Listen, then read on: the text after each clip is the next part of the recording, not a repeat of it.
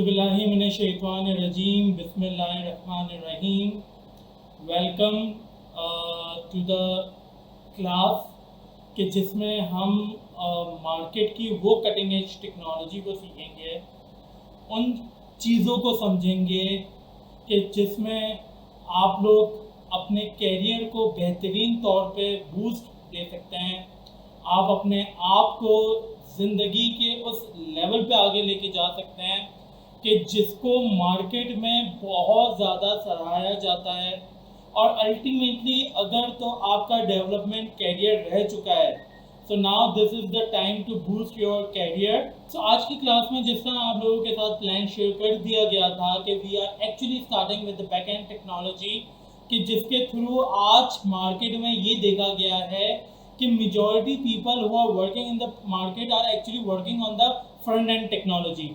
चाहे वो आप PHP पे काम कर रहे हो या कोर जावास्क्रिप्ट पे काम कर रहे हो या लारावेल पे काम कर रहे हो या रिएक्ट पे काम कर रहे हो या Vue.js पे काम कर रहे हो या एंगुलर पे काम कर रहे हो या आइनिक पे काम कर रहे हो या रिएक्ट नेटिव पे काम कर रहे हो या फ्लटर पे काम कर रहे हो, all the majority people are actually working on the front end technology। आज जब फोर्थ इंडस्ट्रियल रेवोल्यूशन की हम बात करते हैं तो हम आर्टिफिशियल इंटेलिजेंस की बात करते हैं, हम बात करते हैं इंटरनेट ऑफ थिंग्स की, हम बात करते हैं डेटा साइंस की, हम डेटा वेयर हाउस की बात करते हैं, हम बात करते हैं उन क्लाउड सर्विसेज की कि जो एक्चुअली फ्यूचर है, हम बात करते हैं उस फोर्थ इंडस्ट्रियल रेवोल्यूशन की कि जिसमें सॉफ्टवेयर डिफाइंड नेटवर्क भी है, जिसमें 5G टेक्नोलॉजी भी है। This is actually the future. Let me tell you one thing दोस्तों, अगर तो ये आप नहीं जानते तो आज की क्लास में मैं ज़रूर यकीनी तौर पे आपको बताना चाहूँगा कि this is the platform of Jawan Pakistan. हमारी कोशिश, हमारी जुस्तजू, हमारी आरजू और हमारी तमन्ना सिर्फ एक है कि if we want to make Pakistan economically strong, we definitely have to make the youth of Pakistan technically strong. इस जज्बे के साथ हम चले हैं इंशाल्लाह आइंदा आने वाले वक्त में। आज जवान पाकिस्तान के प्लेटफॉर्म पे हज़ारों यूथ कनेक्टेड हैं। You people are actually the face of Jawan Pakistan. आज हज़ारों लोग कनेक्ट है। इंशाल्लाह हमारी कोशिश ये है कि जब पाकिस्तान में 23 करोड़ अवाम की आबादी है, जिसमें से 63% यूथ है, यानी 15 करोड़ से ज़्यादा पाकिस्तान में यूथ है। जस्ट इमेजिन वन थिंग कि अगर तो उस यूथ को एक राइट डायरेक्शन मिल गया, एक सही रास्ता मिल गया और चलने का तरीका मिल गया और फ्यूचर कहाँ पे है इस चीज़ की अवेयरनेस मिल गई और प्रॉपर काउंसलिंग मिल गई, तो सोचिएगा और समझिएगा कि इंशाल्लाह वक्त आएगा कि पाकिस्तान दुनिया में नंबर 1 मुल्क बन जाएगा इंशाल्लाह। तो उसके लिए क्या करना है कि this is the platform of Jawan Pakistan. Jawan Pakistan is not only about the tech training. इंशाल्लाह in near future you people will be able to see कि how much will जवान Pakistan be working in the society in terms of building nation, in terms of building the future of Pakistan। वो तरीक़ेकार क्या होगा, उसको किस तरीके से लेके चलेंगे, यकीनी तौर पे जब आप इस प्लेटफॉर्म का हिस्सा होंगे, you people will be the member of this particular organisation, तो इंशाल्लाह आप हमारे हाथ से हाथ को जोड़ोगे, आगे बढ़ोगे, चलते जाओगे और इंशाल्लाह वक्त आएगा कि जब हम अपनी मंजिल पे पहुंचेंगे and that destination would be something कि जिसमें आपको फख्र महसूस होगा कि हाँ यार, एक सफ़र शुरू हुआ था, उस सफ़र में मैंने जो है जवान पाकिस्तान की जो इनिशियल टीम थी उनका हाथ पकड़ा था, उनके साथ चलना शुरू किया था। आज अगर पाकिस्तान बदल चुका है तो उसके पीछे ये टीम का बहुत बड़ा किरदार है, जो कि टीम इंशाल्लाह आइंदा आने वाले वक्त में 15 करोड़ की आवाम होगी और मिलके हम इंशाल्लाह पाकिस्तान को एक सीधे रास्ते में, अच्छे रास्ते में और पाकिस्तान को हम एक बेहतर मुस्तकबिल की तरफ लेके चलेंगे। Let's come to today's class. और आज की क्लास के हवाले से हमने आपको जिस तरह बताया था कि देखिए, जब हम फ्यूचर की बात करते हैं तो future is actually the technology. हम जब टेक्नोलॉजी की बात करते हैं तो टेक्नोलॉजी हम ऑटोमेशन की बात करते हैं। हम किसी भी चीज़ को ले लें, हम 5G टेक्नोलॉजी को ले लें, इंटरनेट ऑफ थिंग्स की जो डिफरेंट एरियाज को ऑटोमेट कर रहा है। दुबई ये कहता है बाय द ईयर 2035 पूरा का पूरा दुबई जो है ऑटोमेट हो जाएगा। 2025 तक जर्मनी को 3 मिलियन कंप्यूटर साइंटिस्ट चाहिए। चाइना जो है वो पूरा का पूरा ऑटोमेट होने के लिए जा रहा है। सो जस्ट इमेजिन ये दुनिया में कितनी बड़ी अपॉर्चुनिटी 2021 में स्टार्ट हो चुकी है। If you people are afraid of Covid, if you people think कि यार ये पेंडेमिक जो है वो अल्टीमेटली लोगों की जानें तो ले जाएगा बट लोगों के करियर को बर्बाद कर देगा, मैं आपको ये बात समझाना चाहूँगा और मैं ये चाहूँगा कि आप खुद ये बात अपने अतराफ में लोगों को भी समझाएं। आपके यूनिवर्सिटी के फ्रेंड्स, क्लास फेलोज के ग्रुप्स बने हुए होंगे, उनको ये बात बताएं कि यार there is a platform named as Jawan Pakistan. वो उनकी कोशिश लोगों को खुद मुख्तार बनाने की है, लोगों को स्किलफुल बनाने की है और लोगों को आगे बढ़ाने की है। क्योंकि पाकिस्तान की तकदीर को बदलना है तो ये हमारी मजबूरी है, हमारे पास कोई दूसरा ऑप्शन नहीं है कि हमें आपको बेहतरीन तौर पे सिखाना होगा, समझाना होगा, पढ़ाना होगा और स्किलफुल बनाना होगा ताकि आप भी पाकिस्तान की तकदीर को बदलने में अपना किरदार अंजाम दे सकें। मैं ये बताना ज़रूर चाहूँगा कि आज जो टेक्नोलॉजी हम एक्सप्लोर करने के लिए जा रहे हैं, I must say this thing कि मैं देख रहा हूँ कि इस ग्रुप में जो बेशुमार लोग मेंबर बन चुके हैं, you people have been working in the industry for the last many years. मैं ये भी जानता हूँ कि आप में से बेशुमार ऐसे लोग हैं जो फ्रंट एंड में और इन किस्म की टेक्नोलॉजी में बेशुमार टाइम से काम कर रहे हैं। और मेरी आप उन लोगों से रिक्वेस्ट ये है कि जो इसके अलावा स्टूडेंट्स हैं जो रिसेंटली मार्केट में ज्वाइन हुए हैं या अगर मार्केट में अभी ज्वाइन नहीं भी हुए, वो लर्निंग फेज में हैं, तो आप लोगों को उनको भी सपोर्ट देना है, उनको भी आप लोगों को कहीं पर भी वो फंस रहे हैं तो दिस इज़ द प्लेटफॉर्म। ये ग्रुप इंशाल्लाह बहुत जल्द मैं ओपन फॉर ऑल कर दूंगा जिसमें आप लोग अपने इश्यूज, आप लोग अपने मैटर्स को भी पोस्ट कर रहे होंगे। अभी फॉर द टाइम बिंग ये ग्रुप प्राइवेट है but in the long run में इस ग्रुप को अवेलेबल फॉर ऑल कर दूंगा। ये मेरा प्लान है कि जिसमें आप लोग हर किस्म के मैटर्स और मामला को इंशाल्लाह डिस्कस कर पाओगे। Let's not waste the further time. ये प्लान था कि जिसके बारे में मैंने आप लोगों को बता दिया, समझा दिया, बतला दिया और इंशाल्लाह इस प्लान को हम मज़ीद भी आगे चल के आप लोगों के साथ फर्दर चीज़ों को एक्सप्लोर करेंगे। अगस्त के मंथ में there is a huge opportunity coming up. मैं कहूँगा ह्यूज तो शायद वो बहुत छोटा सा वर्ड है, अगर कोई ह्यूज से भी ऊपर का वर्ड है ना तो that is something opportunity coming up from the platform of Jawan Pakistan. तो अगर तो आपने जवान पाकिस्तान के पेज को अभी तक लाइक नहीं किया तो आप लोग उस पेज को लाजमी तौर पे लाइक कर दें because this is something going to be big in coming month of August where you people will be getting such an opportunity कि शायद आप लोग अपने कैरियर को एक नेक्स्ट लेवल पे ले जा सकेंगे। मैं अभी उसके बारे में कोई ऐसी बात नहीं कर रहा, obviously let's make things in surprise. अगस्त के मंथ में I am starting something from the platform of Jawan Pakistan which is a nation building platform through which इंशाल्लाह we will be doing something big.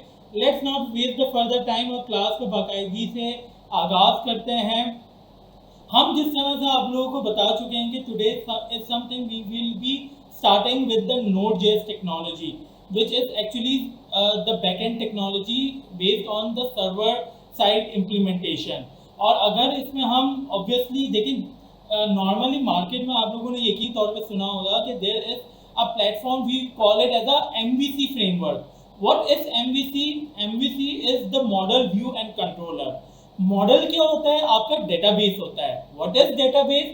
Where you actually store your data, right? View क्या है? Is your client कि जो आपके सामने आप देख सकोगे। एंड कंट्रोलर आपकी बिजनेस लॉजिक होती है कि जिसके थ्रू आप व्यू यानी आपकी जो स्क्रीन है घर की और जो आपका डेटाबेस है यानी मॉडल, तो कंट्रोलर बिजनेस लॉजिक है जो इन दोनों को कनेक्ट करने में काम आता है।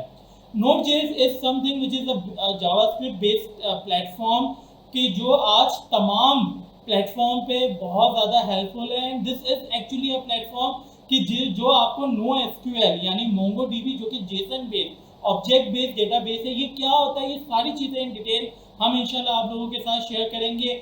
API से आप किस तरह से जनरेट कर सकते हैं, REST API क्या होती है, और आगे ऑब्वियसली DevOps पे हम इंशाल्लाह चलेंगे। मैं थोड़ा सा आप लोगों को बताना चाहूँगा कि there is a very good friend of my and a big mentor. उन्होंने मुझे इस पर्टिकुलर जब मैंने इस चीज़ के लोगों को बताना शुरू किया कि this is what we are about to do in this coming Sunday to accommodate and to make people strengthen in terms of technology. तो उन्होंने मुझे ये बात समझाई कि यार अली, मोहम्मद अली, अगर तुम ये क्लास को 5 से 6 घंटे या उससे ज़ायद लेके चलोगे, चाहे आप 20 मिनट का 25-30 मिनट का ब्रेक भी कर दो, मैं आपको बता दूंगा आपकी सारी की सारी एनर्जी और आपका जो वलवला है वो सब वेस्ट होगा। बिकॉज एक इंसान में जो एब्जॉर्ब करने की कुव्वत होती है वो लिमिटेड होती है। सो इंस्टेड ऑफ कि आप इसको एक ही दिन में लेके चलो, इट्स बेटर कि आप इसको 3 दिन में डिस्ट्रीब्यूट कर दो, ताकि जिन लोगों को आप सिखा रहे हो उन लोगों के लिए सीखना भी आसान हो। आप उनको एक असाइनमेंट भी दो जिस असाइनमेंट के तहत इंशाल्लाह वो अपने आप को बेहतर तौर पर परफॉर्म भी कर सके, और जब नेक्स्ट वीक आप उनसे मुलाकात करें तो फिर आगे बढ़ा सको। तो मैं कहीं ना कहीं इस बात को फिर एग्री किया। मैंने ऑब्वियसली लोगों को बताना शुरू कर दिया था कि मैं किस तरह से चलूँगा। तो उस वक्त फिर मैं मुनासिब नहीं समझा कि मैं जो फेसबुक में मैंने मार्केटिंग की थी कि लोगों को पता चल सके कि this is the opportunity which we are actually releasing in terms of building the nation. तो उसमें कोई चेंज आए तो फिर कंफ्यूजन क्रिएट होती है। तो इट्स बेटर कि मैं अभी आपको इसी क्लास में बता रहा हूँ कि आज की क्लास में हम क्या करेंगे। इंशाल्लाह we'll be starting with the Node.js, we'll be exploring the major aspects of Node.js. We will try to explore the framework of Node.js, that is the Express.js, and we will also try to study what actually is the API and REST API.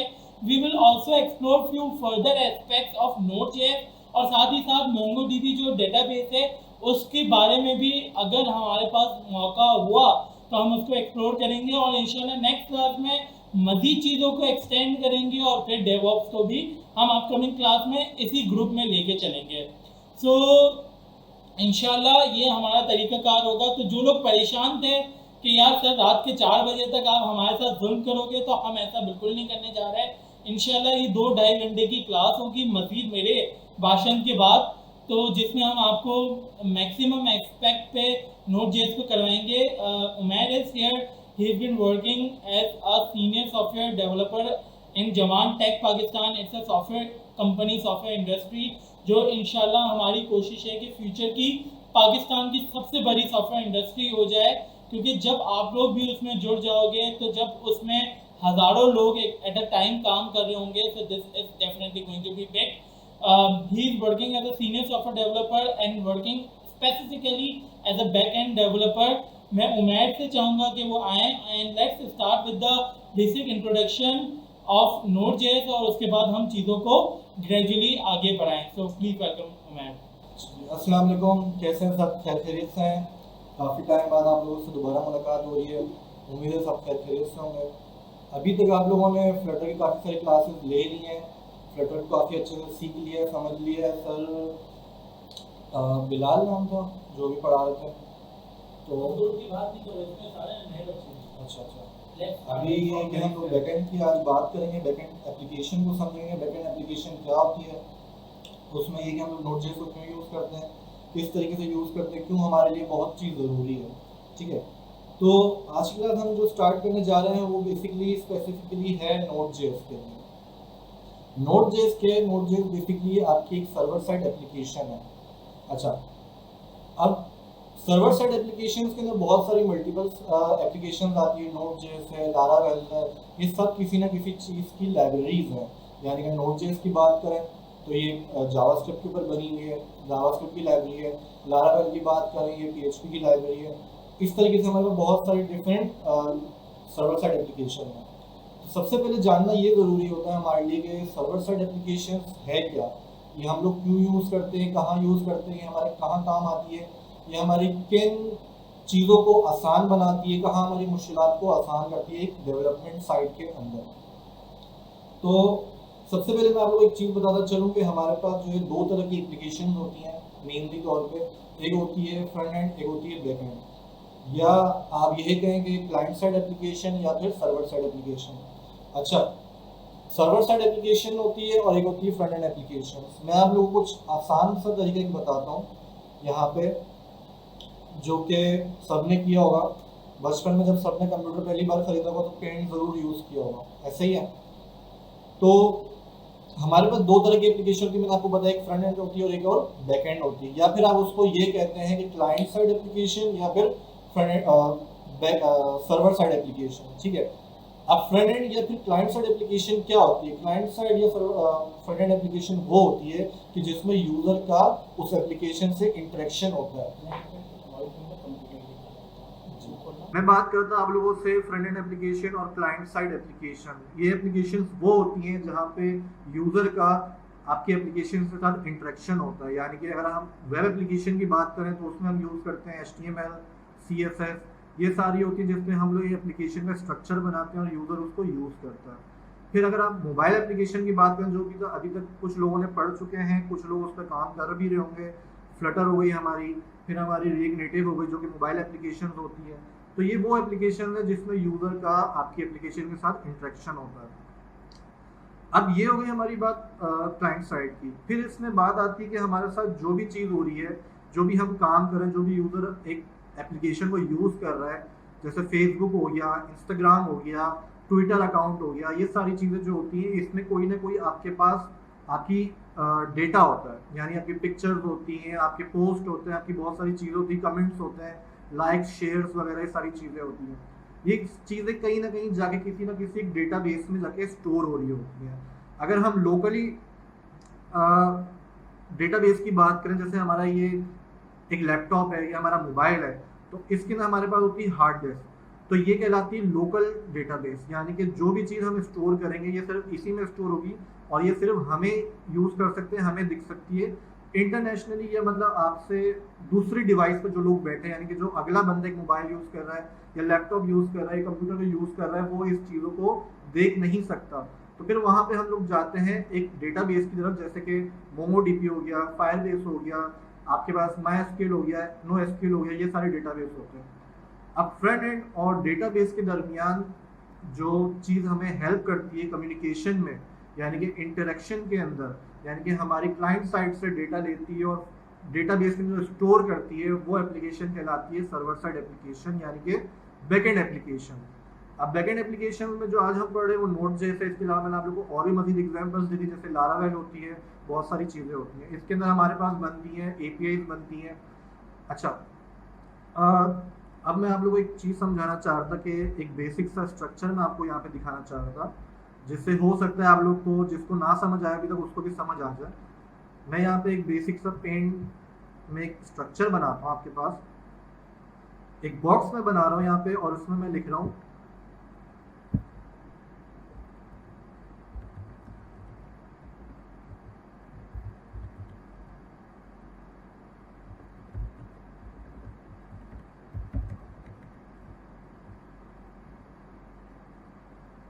ठीक है class.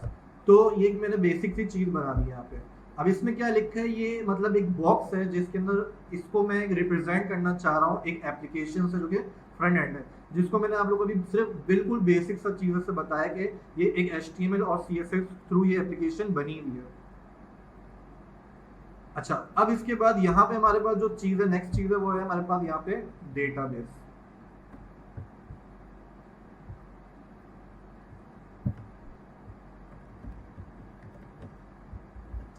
अब database के अंदर हमारे पास कौन कौन सी चीज़ें होती हैं जो कि अगर आप लोगों ने देखा हो, जैसे मोंगोडीबी है, फायरबेस है, ये सारी चीज़ें, ये वो प्लेटफॉर्म्स हैं जो कि आप लोगों को डेटाबेस प्रोवाइड कर रहे होते हैं। कुछ एप्लीकेशन, ये कुछ प्लेटफॉर्म्स ऐसे हैं जो आपको फ्री ऑफ कॉस्ट दे रहे होते हैं, कुछ ऐसे हैं जो आपको कुछ स्टोरेज यूज़ करने के बाद आपसे मंथली चार्ज कर रहे हैं। जैसे फायरबेस है, वो आपको 1 GB डेटाबेस जो है फ्री देता है। अगर आप 1 GB उसका डेटाबेस पूरा यूज़ कर लेते हो तो उसके बाद आपको उसको पे करना पड़ता है मंथली। अगर आप मोंगोडीबी की बात करते हैं, मोंगोडीबी भी आपको 512 MB फ्री देता है, उसके बाद आपको जो है वो चार्ज करता है। अच्छा, डेटाबेस की मैं बात करता हूँ यहाँ पे, जैसे मेरे पास फायरबेस हो गया, मोंगोडीबी हो गई, और कोई MySQL हो गया, और NoSQL हो गया, तो ये सारी चीज़ें होती हैं। अब यहाँ पे मेरी एप्लीकेशन बनी है फ्रंट एंड, और ये मेरा बना हुआ है डेटाबेस। इन दोनों के दरमियान मुझे कम्युनिकेशन क्रिएट करनी है, यानी कि मुझे एक ऐसा मीडियम क्रिएट करना है या पाथ क्रिएट करना है, या आसान अल्फाज में मैं कहूँ मुझे एक ऐसा जरिया क्रिएट करना है कि मेरी फ्रंट एंड से जो भी डेटा है वो जाके सारा मेरा उधर स्टोर हो जाए, या मुझे डेटाबेस से कोई डेटा को लेके आना है, डेटाबेस से किसी डेटा को लेके आना है। तो वो सारे काम मैं किस तरीके से करता हूँ, वहाँ पे मेरे पास काम आता है एक बैकएंड या फिर सर्वर साइड एप्लीकेशन। जैसे कि आज हम जिसमें पढ़ना चाह रहे हैं Node.js आ गई हमारे पास। अब होता क्या है कि मैं आप लोगों को एक चीज समझाना चाहता हूँ, बहुत जरूरी है, तो ध्यान से समझिएगा कि फ्रंट एंड से मैंने भेजी यहाँ पे एक रिक्वेस्ट, जो आपको चीज चाहिए हो या आपने उस डेटाबेस में चीज डालनी हो या वहां से कोई चीज लेनी हो, तो जो सबसे पहला एक कॉल जाती है आपकी डेटाबेस की तरफ, उसको हम प्रोग्रामिंग की ज़बान में कहते हैं रिक्वेस्ट। रिक्वेस्ट जाएगी आपकी सबसे पहले यहाँ पे। अच्छा, पेंटिंग मेरी इतनी अच्छी नहीं है क्योंकि मैं यूज़ नहीं करता, तो अगर ये गलत बन जाए तो समझ लीजिएगा फिर भी। तो ये मेरी सबसे पहले जाएगी रिक्वेस्ट मेरे सर्वर साइड पे, यानी कि Node.js के ऊपर। मैं यहाँ लिख लेता हूँ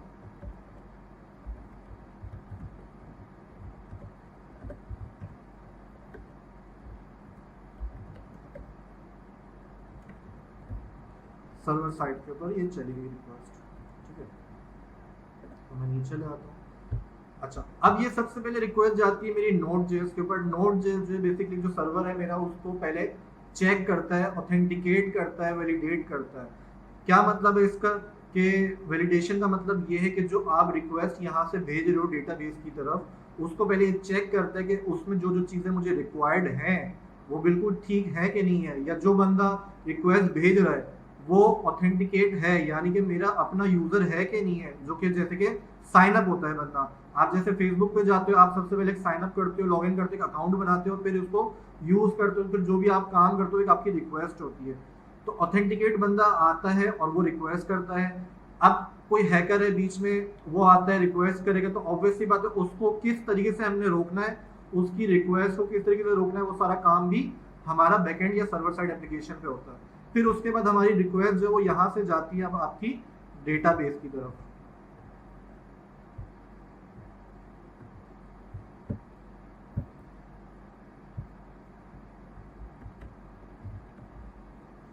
ठीक है, यहां तक आप लोगों को क्लियर हो गया सब चीजें। अच्छा, उसके बाद यहां से जब ये रिक्वेस्ट यहाँ पे जाती है तो ये कुछ क्यूरीज के साथ जाती है, यानी कुछ कंडीशन के बिहाफ पे जाती है, और वो कंडीशन डेटाबेस को ये बता रही होती है कि आपने इस डेटाबेस से ये डेटा लेके आना है, या ये डेटा जो मैं आपको दे रहा हूँ या आपने इसको स्टोर कर देना है। वो डेटा स्टोर होने के बाद पहले आता, वहां पे रिक्वेस्ट के बाद वहां से आता है एक रिस्पॉन्स, यानी कि अगर मैं आपसे कॉल पे बात कर रहा हूँ या अभी मैं आपसे एक लाइव हमारी क्लास चल रही है और यहाँ पे मैं आपको कह रहा हूँ कि जो भी मैं आपसे बात कर रहा हूँ ये मेरी आपकी तरफ एक रिक्वेस्ट जा रही है, ठीक है। फिर आप लोग के जो कमेंट मुझे आ रहे हैं या जो भी आप लोग मुझे रिप्लाई दे रहे हो, तो वो प्रोग्रामिंग की ज़बान में कहलाता है रिस्पॉन्स, ठीक है क्लास। तो यहाँ पे हम आते हैं। अच्छा, उसके बाद डेटाबेस से ही जो रिस्पॉन्स होता है ये सबसे पहले यहाँ से जाता है आपका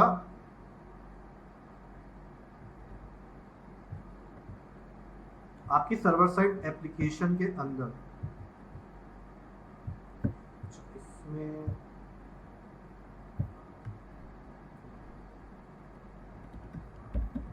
ठीक है, ये रिस्पॉन्स जो है सबसे पहले आपके पास जाएगा आपके डेटाबेस से सर्वर साइड एप्लीकेशन के पास। अब इसमें जो डेटा हो सकता है वो आपका मल्टीपल बहुत सारा भी हो सकता है। सर्वर साइड एप्लीकेशन क्या करती है कि जैसे मैं हूँ, मेरी एक प्रोफाइल फेसबुक पे बनी है, उस प्रोफाइल के अंदर मेरा नाम है, मेरी ईमेल है, कॉन्टैक्ट नंबर है, मेरी डेट ऑफ बर्थ है, मेरी पिक्चर्स हैं, मेरी बहुत सारी चीज़ें हैं।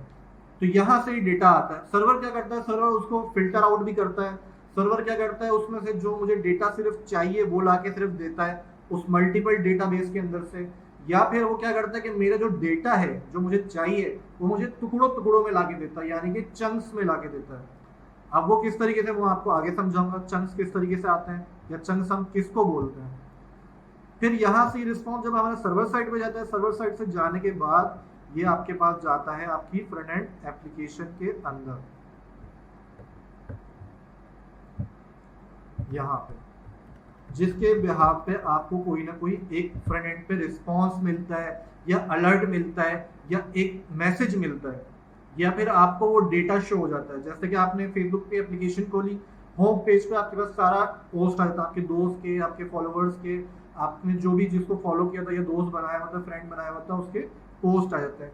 तो इसी तरीके से समझ लें कि हमने एप्लीकेशन खोली, एक रिक्वेस्ट दी हमारी डेटाबेस की तरफ, और वहाँ से सारे पोस्ट हमारे पास उठ के यहाँ पर आ गए। तो उम्मीद है सबको समझ आ गई हुई है। अब हम जो बात करना चाह रहे हैं वो बात करना चाह रहे हैं नोड.जेएस एप्लीकेशन की, नोड.जेएस क्या किस तरह बनी हुई है, किस चीज़ पे बनी हुई है, वो किस तरीके से वर्क करती है, उसको यूज़ करने के सबसे ज़्यादा फ़वाइद क्या है, यानी कि फ़ायदे क्या है। मैं कोशिश कर रहा हूँ कि मैं हर अल्फाज को उर्दू में यूज़ करूँ ताकि सबको सब समझ आए आसानी से। कुछ उर्दू मेरी कुछ जैसे वर्ड होते हैं हमारे, हम लोग को आदत होती है इंग्लिश में बोलने की, बट मैं कोशिश कर रहा हूँ कि वो अल्फाज भी मैं उर्दू में बोलने की कोशिश करूँ ताकि जो भी हमारी कम्युनिटी जो हम बिल्ड करना चाह रहे हैं पाकिस्तान की इकनॉमी को बूस्ट करने के लिए, पाकिस्तान के यूथ को टेक्निकली स्ट्रॉन्ग करने के लिए, तो उसमें आप लोग के लिए आसानी पैदा हो सके और आप लोग हर एक चीज़ को बिल्कुल समझ सकें। अच्छा, नोड.जेएस जो है वो एपीआई की तरह वर्क नहीं करती है, नोड.जेएस के अंदर एपीआई बनती है। नोड.जेएस जो है वो आपकी सिंपल सी एक बात बोलूंगा, वो बैकएंड या फिर सर्वर साइड एप्लीकेशन है आपकी। क्लियर है क्लास? अच्छा, अब नोड.जेएस क्या है? नोड.जेएस जो है is a server side platform build on V8 engine of Google Chrome, यानी कि नोड.जेएस जो एक सर्वर साइड एप्लीकेशन है जो कि बनी हुई है गूगल क्रोम के V8 इंजन के ऊपर। अब V8 इंजन क्या है, कुछ लोगों को समझ नहीं आ रहा होगा। V8 इंजन जो है वो बेसिकली एक समझ लें ऑपरेटिंग सिस्टम है या फिर एक एप्लीकेशन है जो कि आपके ब्राउज़र को या आपकी जावास्क्रिप्ट की एप्लीकेशन को रन करने के लिए काम आती है। अगर आप लोग V8 के बारे में कुछ सर्च करें तो आप लोगों को बिल्कुल पता चल जाएगा कि वो उसके दो काम हैं। एक काम ये है कि वो ब्राउज़र्स को रन करने में काम आती है, और दूसरी चीज़ ये है कि वो जावास्क्रिप्ट की एप्लीकेशंस को रन करने में हेल्पफुल होती है। अब V8 इंजन क्या है, मैं थोड़ा सा आप लोगों को और डीपली समझा दूं कि V8 इंजन जो है वो खुद एक C++ एप्लीकेशन में बना हुआ है। अगेन मैं आप लोग एक चीज़ समझाना चाह रहा हूँ कि वो दो काम करता है। दो काम ये है कि वो ब्राउज़र को रन करने में काम आता है और दूसरा जावास्क्रिप्ट की एप्लीकेशन को रन करने में हेल्पफुल होता है। अब ब्राउज़र को रन करने में क्या काम आता है, जैसे अगर हम गूगल क्रोम की बात करें तो गूगल क्रोम जो है आपका V8 इंजन के ऊपर बना हुआ है। अभी उसका जो लेटेस्ट वर्जन चल रहा है वो V9 है, जो कि उसका स्टेबल वर्जन है और अभी 2021 में ही वो लॉन्च हुआ है। अच्छा, दूसरी चीज़ जावास्क्रिप्ट की एप्लीकेशन को रन करने में हेल्पफुल होता है। आप बोलोगे कि यार फ्रंट एंड पे तो हमने यहाँ पे लिखा है HTML CSS, यहाँ पे तो हमने जावास्क्रिप्ट नहीं लिखा। तो ऐसी कौन सी एप्लीकेशन है जो कि V8 इंजन जावास्क्रिप्ट पे चला रहा है, जैसे कि आपका नोड.जेएस। नोड.जेएस जो है आपका यूजर से डायरेक्टली उसका इंटरेक्शन नहीं होता और वो आपको एक सर्वर साइड यानी कि एक पीठ पीछे आपको हेल्प कर रहा होता है। ठीक है, अब नोड.जेएस क्या है, बेसिकली आप लोगों को ये समझ आ गया कि नोड.जेएस एक सर्वर साइड एप्लीकेशन और V8 के ऊपर बनी हुई है। अब नोड.जेएस क्या है, एक ओपन सोर्स प्लेटफॉर्म है और क्रॉस प्लेटफॉर्म है। ओपन सोर्स से क्या मतलब है और क्रॉस प्लेटफॉर्म से क्या मतलब? क्रॉस प्लेटफॉर्म से मतलब ये है कि आपकी हर तरह की एप्लीकेशन को रन करने में वो हेल्पफुल होगा। यानी कि अगर आपकी एप्लीकेशन जो है वो विंडोज़ पे बनी हुई है उस पर भी आपको हेल्पफुल होगा। अगर आपकी एप्लीकेशन मैक के ऊपर बनी हुई है तो उस पर भी आपको हेल्पफुल होगा। अगर आपकी एप्लीकेशन जो है वो लिनक्स पे बनी हुई है तो उसके ऊपर भी हेल्पफुल होगा। फिर बात करते हैं क्रॉस प्लेटफॉर्म की। जैसे अगेन, तो अगर आपकी एप्लीकेशन जावास्क्रिप्ट की एप्लीकेशंस पे बनी हुई है, किसी और दूसरी लैंग्वेज पे बनी हुई है, तो उसके ऊपर भी आपको ये हेल्पफुल होता है, काम करने में आसानी होता है। अच्छा, अब ये कहाँ का काम आता है? डेवलपिंग सर्वर साइड एप्लीकेशन होती है, नेटवर्क एप्लीकेशन होती है, वेब एप्लीकेशन होती है और मोबाइल एप्लीकेशन होती है। यानी कि अगर हम एप्लीकेशंस की बात करें तो एप्लीकेशंस के अंदर हमारे पास बहुत सारी चीज़ें होती हैं। यानी कि हमारे पास वेबसाइट होती हैं, मोबाइल एप्लीकेशन होती हैं, आपकी जो है ये डेस्कटॉप एप्लीकेशन होती है, नेटवर्क एप्लीकेशन होती हैं। इस तरह की 4-5 जिस तरह की जो टाइप्स की एप्लीकेशन होती है, इन सब चीज़ों में नोड.जेएस आपके लिए हेल्पफुल होती है। अच्छा, अब नोड.जेएस की मैं कुछ और फवाइद आपको बता दूं कि ये रन टाइम एप्लीकेशन है, यानी कि रन टाइम इन्वायरमेंट एप्लीकेशन है, यानी कि रियल टाइम चलती है। अगर आप जैसे रियल टाइम की मैं आप लोगों को एक बेसिक सी एग्जांपल देता हूँ, यानी कि मैसेजेस की बात करते हैं हम लोग। अगर आप लोगों ने फेसबुक तो सबने यूज़ करा, मैसेंजर ने यूज़ करा है, या व्हाट्सएप वगैरह की बात करते हैं, तो व्हाट्सएप पे आप जब एक चैट ओपन करते हैं तो आपके पास एक मैसेज आता है। जैसे मैसेज आया आपके पास, आपने उसको ओपन करा, आपने उस यूज़र को आगे से रिप्लाई किया और उसी के रिप्लाई के बेसिस पे बाद में कोई दोबारा मैसेज आता है आपके पास। तो ये जो आपके पास एक मैसेज आ रहा है, फिर आप भेज रहे हैं, फिर मैसेज आ रहा है, फिर आप भेज रहे हैं, तो ये सारी चीज़ें कहलाती है रियल टाइम। यानी कि इसमें हम कहीं दोबारा उस मैसेज के इनबॉक्स को दोबारा नहीं खोल रहे। यानी कि जब हम मैसेज के इनबॉक्स को खोलते हैं ना, तो हमारे पास एक रिक्वेस्ट जाती है नेटवर्क की तरफ, एक डेटाबेस की तरफ, वहां से सारे मैसेजेस उठ के आते हैं। अब एक बार तो रिक्वेस्ट चली गई, अब हमें बार बार जो है मैसेजेस किस तरीके से आ रहे हैं, जो भी चीज आ रही है, जो भी एक टेक्नोलॉजी पीछे यूज हो रही है, उसको हम कहते हैं रियल टाइम इन्वायरमेंट। होपफुली यहाँ तक आप लोगों को ये चीज क्लियर हो चुकी होगी। अच्छा, फिर इसके फीचर्स की बात करें, फीचर्स यही है कि ये आज की जो टेक्नोलॉजी की अगर बात की जाए तो इसमें बहुत फास्ट है, वेरी फास्ट है। एसिंक्रोनस इसकी फीचर है। एसिंक्रोनस क्या होता है? एसिंक्रोनस इस तरीके से होता है। अच्छा, ये एसिंक्रोनस जो है ज़्यादातर प्रोग्रामर्स को भी समझ आ जाएगा कि एसिंक्रोनस किसको कहते हैं। एसिंक्रोनस से मतलब ये होता है कि मेरे पास एक लाइन ऑफ कोड लिखा हुआ है, बहुत सारी मल्टीपल मैंने कोडिंग लिखी हुई है और उसमें डिफरेंट डिफरेंट काम हो रहा है। यानी कि एक तरफ जो है मैं डेटाबेस से रिक्वेस्ट भेज रहा हूँ कि मुझे सिर्फ प्रोफाइल पिक्चर ला के दे दो, फिर उसी के साथ एक रिक्वेस्ट और जा रही है कि जिसमें वो मेरे पास मेरा यूजर नेम लेकर आ रहा है या मेरा कोई और डेटा लेकर आ रहा है। तो एसिंक का मतलब ये है कि जो मैंने अब एसिंक का फायदा ये होता है कि मैंने एक रिक्वेस्ट सबसे पहले भेजी है और मैं ये चाह रहा हूँ कि जो मेरी दूसरी रिक्वेस्ट है वो तब कॉल हो जब मेरी पहली वाली रिक्वेस्ट जाके पूरी कंप्लीट हो जाए। यानी कि वहां से रिक्वेस्ट जाए और वहां से रिस्पॉन्स आ जाए, उसके बाद जो है मेरा अगला रिक्वेस्ट डेटाबेस की तरफ जाए। यानी कि जो है मेरा एक काम पूरा हो तो फिर मेरा दूसरा काम स्टार्ट हो जाए। तो तब तक दूसरे काम को मैं रोकना चाहता हूँ, यानी उसको कहता हूँ भाई आप रुके रहो। तो उसके लिए हम यूज करते हैं एसिंक्रोनस फीचर्स का। अच्छा, इवेंट ड्राइवन है। इवेंट ड्राइवन से क्या मतलब होता है? इवेंट ड्राइवन से मतलब ये कि जो इवेंट्स होते हैं, यानी कि HTML है, CSS है, ये सारी चीजें, इनके अंदर हमारे पास कुछ ना कुछ इवेंट्स होते हैं। ठीक है, इवेंट्स क्या होता है? जैसे ऑन क्लिक है, होवर है, ये सारी चीजें, इनके बिहाफ पे भी आप अपने Node.js की एप्लीकेशन को या उस पर रिक्वेस्ट भेज सकते हो। अच्छा, सिंगल थ्रेड हाईली एप्लीकेशन है। सिंगल थ्रेड हाईली एप्लीकेशन से मतलब highly scalable application. Single thread highly scalable application यानी कि ये मल्टीपल कॉपीज नहीं बनाता। आपने एक रिक्वेस्ट भेजी और आप दूसरी रिक्वेस्ट भेजते हो तो ये हर एक उसकी एप्लीकेशंस की जो है कॉपी नहीं बनाता, ये उसी के एक एप्लीकेशन को ही यूज कर रहा होता है। ठीक है। अच्छा, अब सिंगल थ्रेड से क्या मतलब है? अच्छा, सिंगल थ्रेड से क्या मतलब है? प्रोग्रामिंग जो है हमारी, या हम डेटाबेस की बात करें, हम बहुत सी चीज़ों की बात करें, तो ये सारी चीज़ें कहीं ना कहीं इंसान की ज़िंदगी से भी मिलती जुलती हैं। अब सिंगल थ्रेड से क्या मतलब है कि थ्रेड आप बोलोगे यार, अगर उर्दू ज़बान में बात की जाए तो एक धागे की बात होती है। तो आपने अगर सुई में एक धागा डाला और उसी एक धागे के थ्रू आप जो है कपड़े के मुख्तलिफ हिस्सों को सी रहे हो, तो उसी तरीके से आपकी जो आप एप्लीकेशन जब ओपन करते हो तो एक रिक्वेस्ट जाती है और एक ही रिक्वेस्ट के बिना पे आपके मल्टीपल काम हो रहे होते हैं। तो इसको हम कहते हैं single thread highly scalable.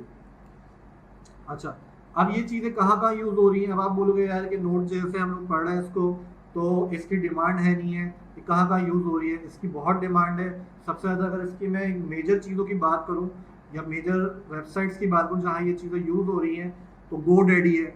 GoDaddy जहाँ पे आप डोमेन्स परचेज करते हो, माइक्रोसॉफ्ट है, पेपाल है, यूबर एप्लीकेशन है, याहू है, विकीपीडिया या विकीपेंस है, ये सारी एप्लीकेशन जो है अपने बैकएंड सर्वर साइड पे Node.js को यूज़ कर रही है।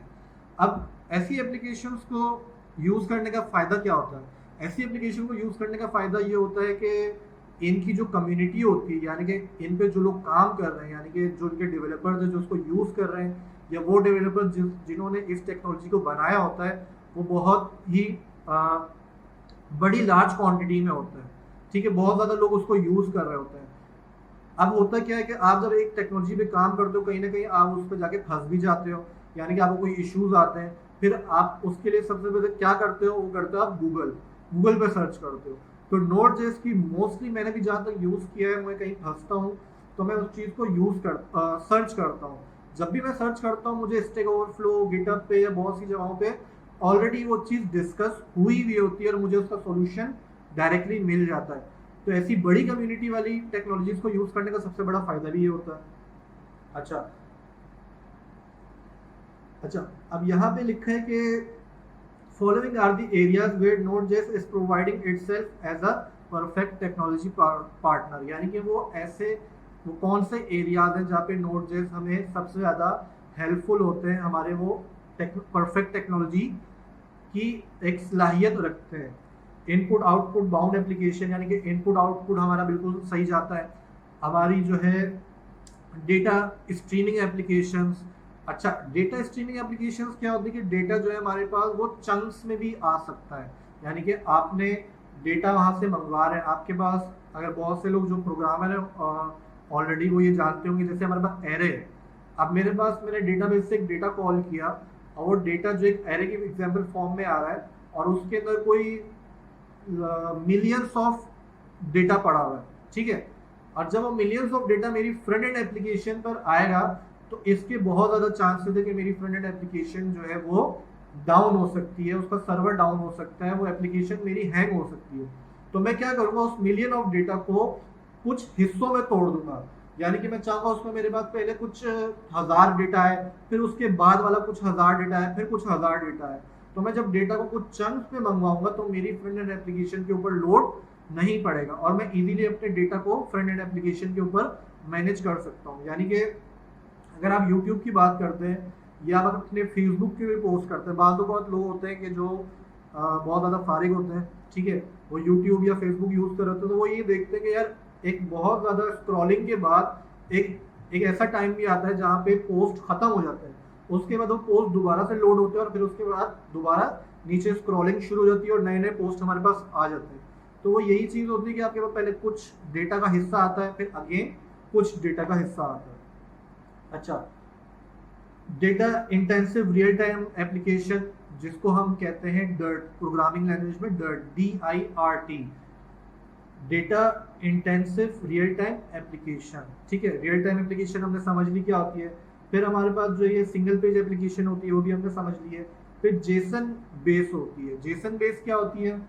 जेसन बेस सिंपल एक अल्फाज में आपको चीज़ में बताना चाहूँगा कि जिसको हम कहते हैं ऑब्जेक्ट बेस, यानी कि हमारे पास जो भी डेटा आ रहा है वो ऑब्जेक्ट की फॉर्म में आ रहा है। ऑब्जेक्ट क्या होता है? बेसिकली आपका कर्ली ब्रैकेट्स के अंदर डेटा जो होता है उसको हम ऑब्जेक्ट बेस कहते हैं। यानी कि अगर आप अपने सिस्टम की बात करें, सिस्टम के कीबोर्ड की बात करें, तो एंटर के ऊपर जो हमारे पास कुछ स्क्वायर ब्रैकेट और कर्ली ब्रैकेट बने हुए हैं, वो कर्ली ब्रैकेट जो है उसके अंदर जो डेटा आता है की वैल्यू पेयर के अंदर, उसको हम कहते हैं जेसन बेस स्ट्रक्चर। अच्छा, यानी कि DIRT, data intensive real time, यानी रियल टाइम तो आप लोगों को मैंने समझा दिया कि जब हम मैसेजेस करते हैं तो जो डेटा हमारे पास बार बार खुद से आ रहा होता है, यानी कि मैं जिस बंदे से बात कर रहा हूँ, अपने दोस्त से बात कर रहा हूँ, वो मुझे वो मैसेज कर रहा है तो वो डेटा मेरा खुद ऑटोमेटिक आ रहा है, मुझे दोबारा उसकी चैट को ओपन नहीं करना पड़ रहा कि मैं उसको ओपन करूँ, मेरे पास रिक्वेस्ट है, ये सारी चीज़ें हो रही हैं, तो वो मैं नहीं कर रहा, यानी मैं दोबारा रिक्वेस्ट नहीं भेज रहा और डेटा मेरे पास खुद से आ रहा है, तो उसको हम कहते हैं रियल टाइम।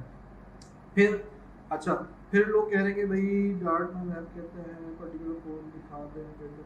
अब हम जो सबसे चीज़ ज़रूरी है वो है API, ठीक है। सर्वर साइड के अंदर जो आपके पास चीज़ें बनती हैं वो बनती है API। APIs क्या होती है, मैं आपको एक चीज़ समझाता हूँ। जैसे मैंने यहाँ पे एक फ्रंट एंड एप्लीकेशन एक बॉक्स बनाया है, बीच में मैंने सर्वर साइड एप्लीकेशन का बॉक्स बनाया है और तीसरी चीज़ मैंने बनाई है डेटाबेस। मैं आप लोगों को फेसबुक की ही एग्जांपल देता हूँ, जो कि आप लोग बहुत ज़्यादा दिन भर यूज़ करते रहते हैं। अब वो क्यों यूज़ करते हैं वो तो मुझे नहीं पता, बट यूज़ करते हैं, ठीक है।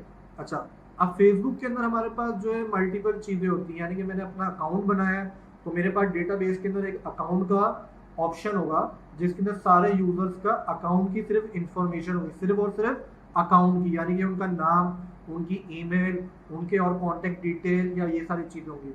फिर मेरे पास उसी के अंदर एक सेक्शन अलग होगा जिसके अंदर मेरे पास कुछ मेरी सेटिंग्स का डेटा होगा, या फिर मेरे पास मेरे पिक्चर्स का, फोटोज़ का डेटा जो है वो एक अलग जगह पे पड़ा हुआ। यानी कि अगर हमें आपकी अलमारी होती है, हमारी अलमारी के अंदर हम लोग अपने पैंट शर्ट अलग रखते हैं, अपनी शलवार कमीज अलग रखते हैं, अपने परफ्यूम और दूसरी जो चीज़ें होती है वो अलग अलग पोर्शंस के अंदर रखते हैं।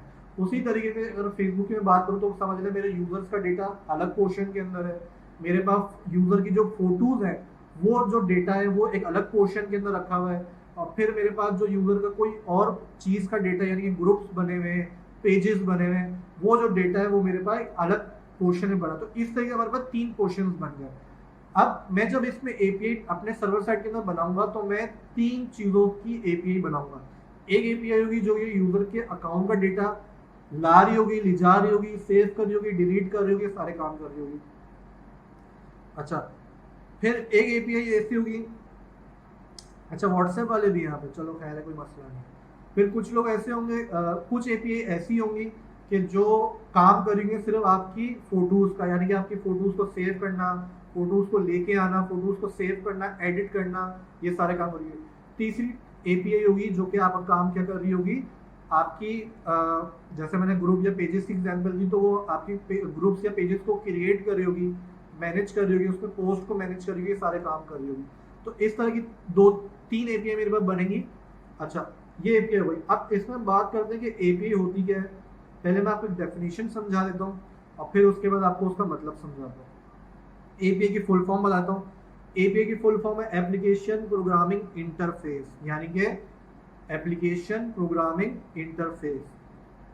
अच्छा, is the connection between computer और बिटवीन कंप्यूटर प्रोग्राम्स। क्या मतलब हुआ उसका कि इज अ कनेक्शन, यानी कि ये कनेक्शन है। जैसे मैंने आप लोगों को यहाँ पे एक स्ट्रक्चर बना के बताया है कि सर्वर जो एक क्या है, एक कनेक्शन है आपके कंप्यूटर का, यानी कि आपकी जो लैपटॉप है, ये मोबाइल है, इसका जो कि हमारी फ्रंट एंड एप्लीकेशन में शो हो रहा है, और बिटवीन कंप्यूटर प्रोग्राम्स, यानी कि आपके डेटाबेस के दरमियान। तो ये क्या हुआ कि एपीआई एक इंटरफेस है जो कि क्या काम कर रही है, कनेक्शन क्रिएट कर रही है बिटवीन कंप्यूटर और कंप्यूटर प्रोग्राम्स। फिर इसकी एक और है, एक डेफिनेशन आपको बताता हूँ। It is a type of software interface, यानी कि एक सॉफ्टवेयर इंटरफेस है जो क्या काम कर रही है, offering a service to other piece of software.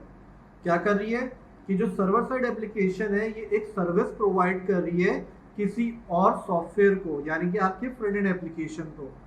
तो मैं दोबारा से रिपीट कर देता हूँ। API is a connection between computer और कंप्यूटर प्रोग्राम्स, ठीक है, यानी कि आपके फ्रंट एंड एप्लीकेशन और अदर कंप्यूटर प्रोग्राम से मतलब यानी कि डेटाबेस वगैरह, इन सारी चीज होते हैं।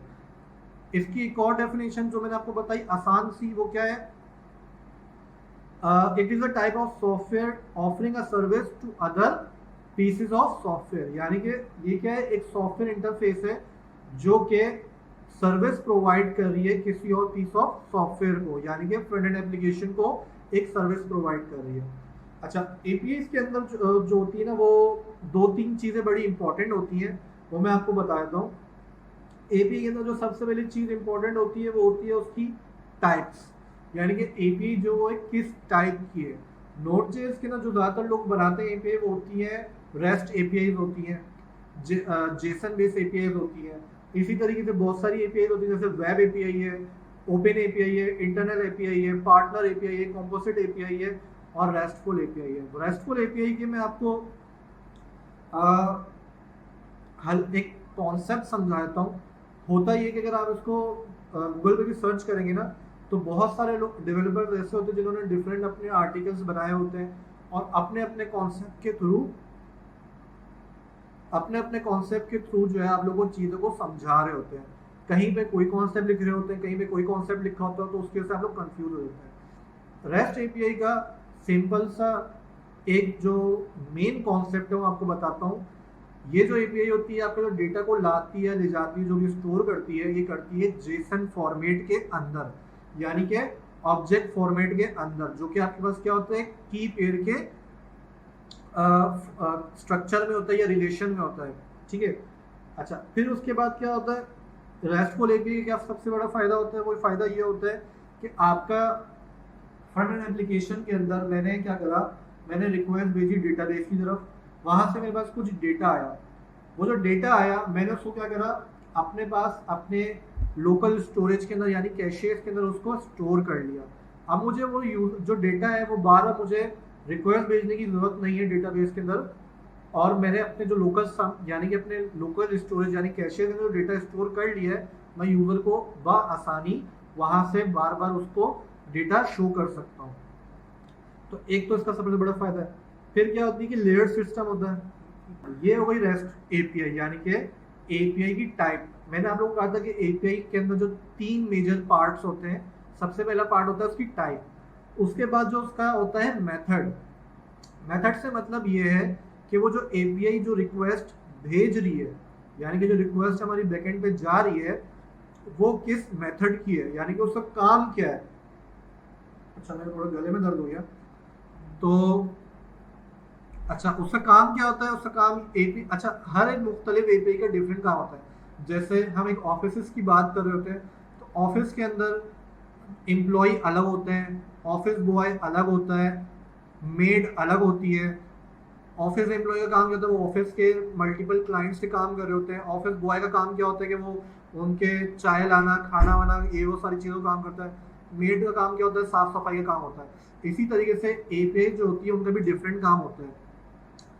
जो हमारे करंट ऑपरेशन होते हैं, यानी कि डेटा को ऐड करना, एडिट करना, डिलीट करना, सेव करना, या वहाँ से डेटा को लाना, तो वो मेथड्स कहलाते हैं एपीआई के। सबसे पहला जो होता है वो होता है पोस्ट का मेथड। पोस्ट का मेथड क्या काम करता है कि आपने वहाँ पे रिक्वेस्ट भेजी है अपने डेटाबेस की तरफ, यानी सर्वर साइड पे, वो डेटाबेस में जाएगी, और वहाँ पे आपने जो चीज़ डेटा भेजा है, यानी कि मैं चाह रहा हूँ फेसबुक की या मैं व्हाट्सएप की बात करता हूँ, तो मैंने क्या करा, मैंने एक पोस्ट ऐड करना या मैंने कोई स्टोरी ऐड करनी है, तो मैंने यहाँ से पिक्चर जो है वो भेजी, पिक्चर गई मेरी वहाँ डेटाबेस पे, स्टोर हो गई, सेव हो गई, और वो मुझे स्टोरी में शो हो गई, और उसके बिहाफ पे मुझे एक रिस्पॉन्स आया और वो मैंने अलर्ट में शो कर दिया, यानी कि मैंने उसको ये बता दिया your post has been successfully posted. ठीक है, तो ये क्या, पोस्ट का मतलब क्या होता है कि आपने अगर डेटा भेजा, वो डेटा जो है जाके स्टोर हो गया। दूसरा जो मेथड होता है वो मेथड होता है गेट का। गेट का मेथड क्या काम करता है, आप उसको एक एपीआई का मेथड है, यानी कि आपने यहाँ से रिक्वेस्ट भेजी है और वो डेटाबेस की तरफ जाती है और डेटाबेस से वहां से कोई ना कोई डेटा को लेके आती है, यानी कि आपने पोस्ट तो ऐड कर दिया, वो हो गया पोस्ट का काम। ठीक है, उस मेथड को हम कहते हैं पोस्ट, POST। उसके बाद जो उस, अब मैं चाह रहा हूँ कि मैं किसी डेटा को लेके आऊँ, तो वो जो मेथड कहलाता है वो कहलाता है गेट का मेथड, यानी कि मुझे डेटाबेस से कोई रिस्पॉन्स आ रहा है। अच्छा, अब पोस्ट में क्या होता है, पोस्ट के अंदर भी जो है वो डेटा कोई ना कोई आ सकता है, यानी कि मैंने यहाँ से डेटा भेजा और वो डेटा वहाँ गया, और वो डेटा के बिहाफ पे मुझे एक नया डेटा भी शो हो गया, यानी कि मैंने अपनी फेसबुक की आईडी से लॉगिन किया, मैंने उसमें ईमेल पासवर्ड भेजे, और ईमेल पासवर्ड भेजने के बाद मुझे वहाँ से मेरा यूज़र नेम, मेरा डेटा, मेरी प्रोफाइल पिक्चर, ये सारी चीज़ें आती हैं। तो पोस्ट का काम क्या होता है, डेटाबेस में डेटा को स्टोर करना और लेके भी आना। गेट का काम ये होता है कि सिर्फ डेटाबेस से कोई डेटा को लेके आना। ठीक है, कोई चीज़ वहाँ पे स्टोर नहीं करता। तीसरा जो मेथड होता है वो कहलाता है पुट का मेथड, PUT, पुट। पुट का मेथड क्या काम करता है, पुट का मेथड ये काम करता है कि आपने एक पोस्ट को पोस्ट कर दिया, यानी कि आपने एक पिक्चर को फेसबुक पे डाल दिया। ठीक है, अब आप चाह रहे हो उस पिक्चर को एडिट करना, चेंज करना, तो हम अपने डेटाबेस के अंदर किसी एग्जिस्टिंग डेटा को, यानी कि डेटा जो ऑलरेडी मौजूद है उसको चेंज करना चाह रहे हैं, तो हम यूज करते हैं पुट का मेथड। ठीक है क्लास, उसी के साथ साथ हमारे पास एक मेथड और होता है, फोर्थ मेथड, वो कहलाता है डिलीट का मेथड। डिलीट का मेथड क्या करता है, ये तो आपको नाम से अंदाजा हो गया होगा कि यहाँ से आपने रिक्वेस्ट भेजी और उस रिक्वेस्ट के बिहाफ पे जो डेटाबेस में कोई डेटा मौजूद है वो मैंने डिलीट कर दिया, यानी कि फेसबुक पे मैंने एक पोस्ट डाला और उस पोस्ट को मैं चाह रहा हूँ कि अब वो डिलीट हो जाए, वो लोग ना देखें।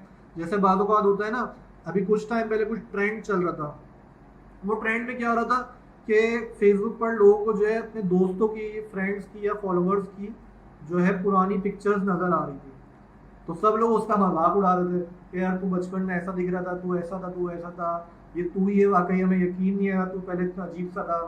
ठीक है, अब जो है वो चीज़ें चेंज हो गई हैं, लोग मेकअप वेकअप फिल्टर वगैरह कर लेते हैं तो चेंज हो जाते हैं। बचपन में जो था वो लोगों के असली चेहरे नज़र आते थे, यानी जैसे भी हमारा नज़र आता है, हम लोग जब पढ़ाते हैं हम लोग को, तो हम कोई फिल्टर यूज़ नहीं करते, बस हम लोग एक अच्छा सा कैमरा यूज़ कर लेते हैं, उसी में हम अपने आप को शो करते हैं। तो होता क्या है कि अब वो जो पिक्चर नज़र आई, तो कुछ लोगों ने क्या करा, उसको एडिट कर दिया उसकी प्राइवेसी को, यानी कि सिर्फ उनको शो हो सके, या फिर उसको डिलीट कर दिया, रिमूव कर दिया। तो ये चीज़ होती है। तो होपफुली आप लोगों को ये चीज़ समझ आ गई होगी यहाँ तक चीज़ क्लियर है तो मुझे ज़रा कमेंट सेक्शन में बता दें। और ये ना हो कि आप लोग दोबारा पहुंच जाए फेसबुक के अंदर, अपने दोस्तों की पुरानी पिक्चर्स को निकालना शुरू कर दें और क्लास से गायब हो जाए। तो ऐसा मेरा बिल्कुल मकसद नहीं था, ठीक है।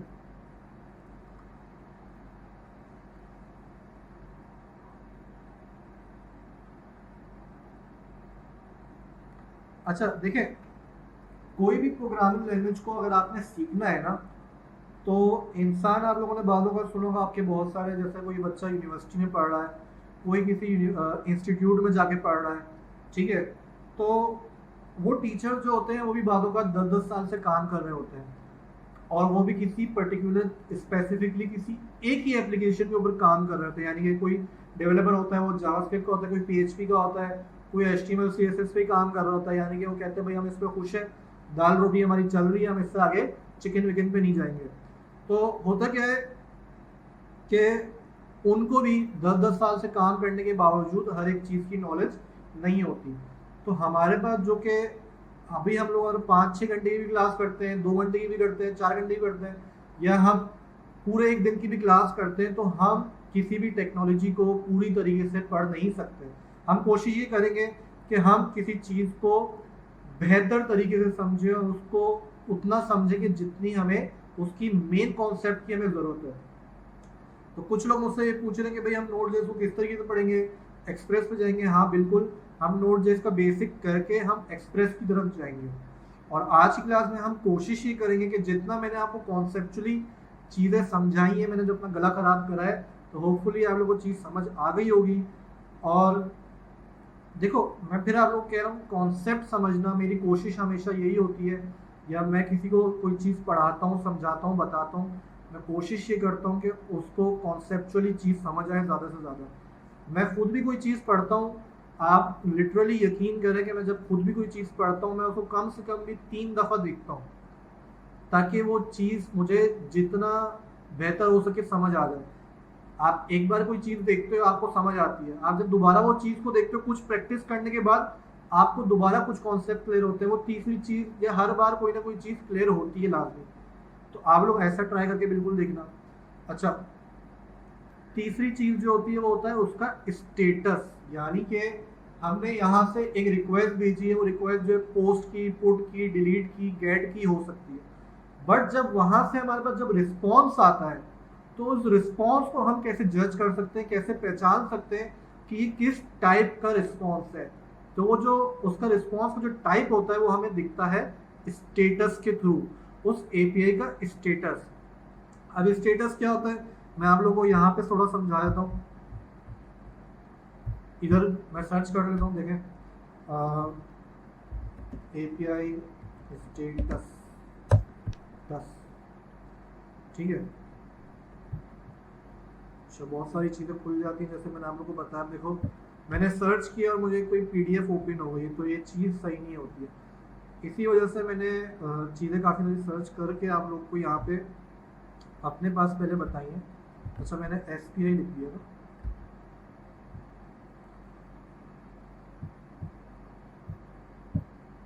ये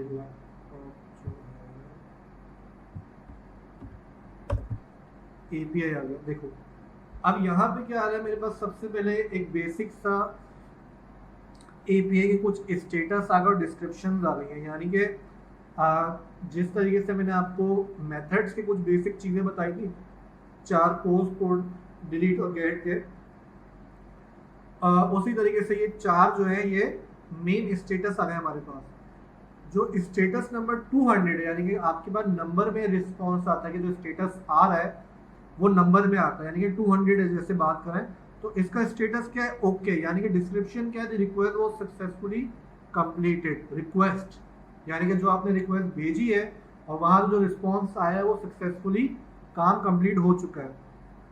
201 का क्या मतलब है, a new source was successfully created, यानी कि जब हम पोस्ट की बात करते हैं, हम कोई डेटा भेजकर उसको सेव करते हैं, कोई चीज़ क्रिएट करते हैं, तो ये 200 तब आता है।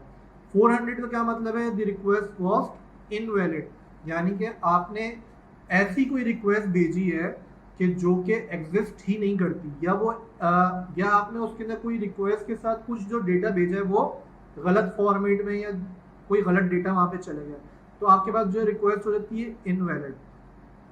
अच्छा, इससे क्या मतलब है? Bad request. उसी के साथ साथ हमारे पास है 401, यानी कि अनऑथराइज्ड। जैसे कि मैंने आपको बात की थी ऑथेंटिकेशन की। अच्छा, इसमें क्या करें? Description the request did not include an authentication token और the authentication token was expired. अच्छा, ये जो चीज़ है ये थोड़ी सी डीपली है, मैं आपको इसको आखिर में बताऊंगा, बट मैं आपको 401 का मतलब बताता हूँ कि यानी कि मैंने जो है फेसबुक को लॉगिन करा, और लॉगिन करने के बाद मैंने गया और एक नया पोस्ट क्रिएट किया अपनी प्रोफाइल के अंदर, ठीक है। तो मैं क्या हूँ? मैं ऑथराइज पर्सन हूँ, यानी कि मैं लॉगिन कर कर आया हूँ, मेरा ऑथेंटिकेशन हो गया है कंप्लीट। अब कोई ऐसा बंदा है कि जो डायरेक्टली इस एपीआई को किसी तरीके से हैक कर रहा है और मेरी प्रोफाइल के थ्रू कोई मेरे प्रोफाइल के अंदर कोई पोस्ट डालना चाह रहा है, तो उसको हम किस तरीके से रोकते हैं? उसको जब हम रोकते हैं और वहां से जो कोई स्टेटस आता है उसको हम कहते हैं 401, यानी कि तुम जो हैकर ये रिक्वेस्ट कर रहे हो, ये जो है तुम ऑथेंटिकेट पर्सन नहीं हो, तुम जो है कुछ हैक कर रहे हो, कोई गलत तरीका यूज कर रहे हो इस बंदे की प्रोफाइल में पोस्ट डालने का, ठीक है क्लास। तो अब यहाँ पे अगर हम इसके लिंक के ऊपर आते हैं और चेक करते हैं, तो इसके अंदर बहुत सारे और भी मजीद स्टेटस हैं।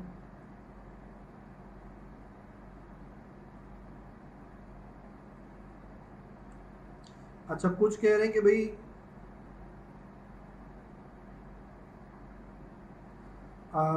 सर नंबर क्यों आते हैं, मैं आपको बता दूं।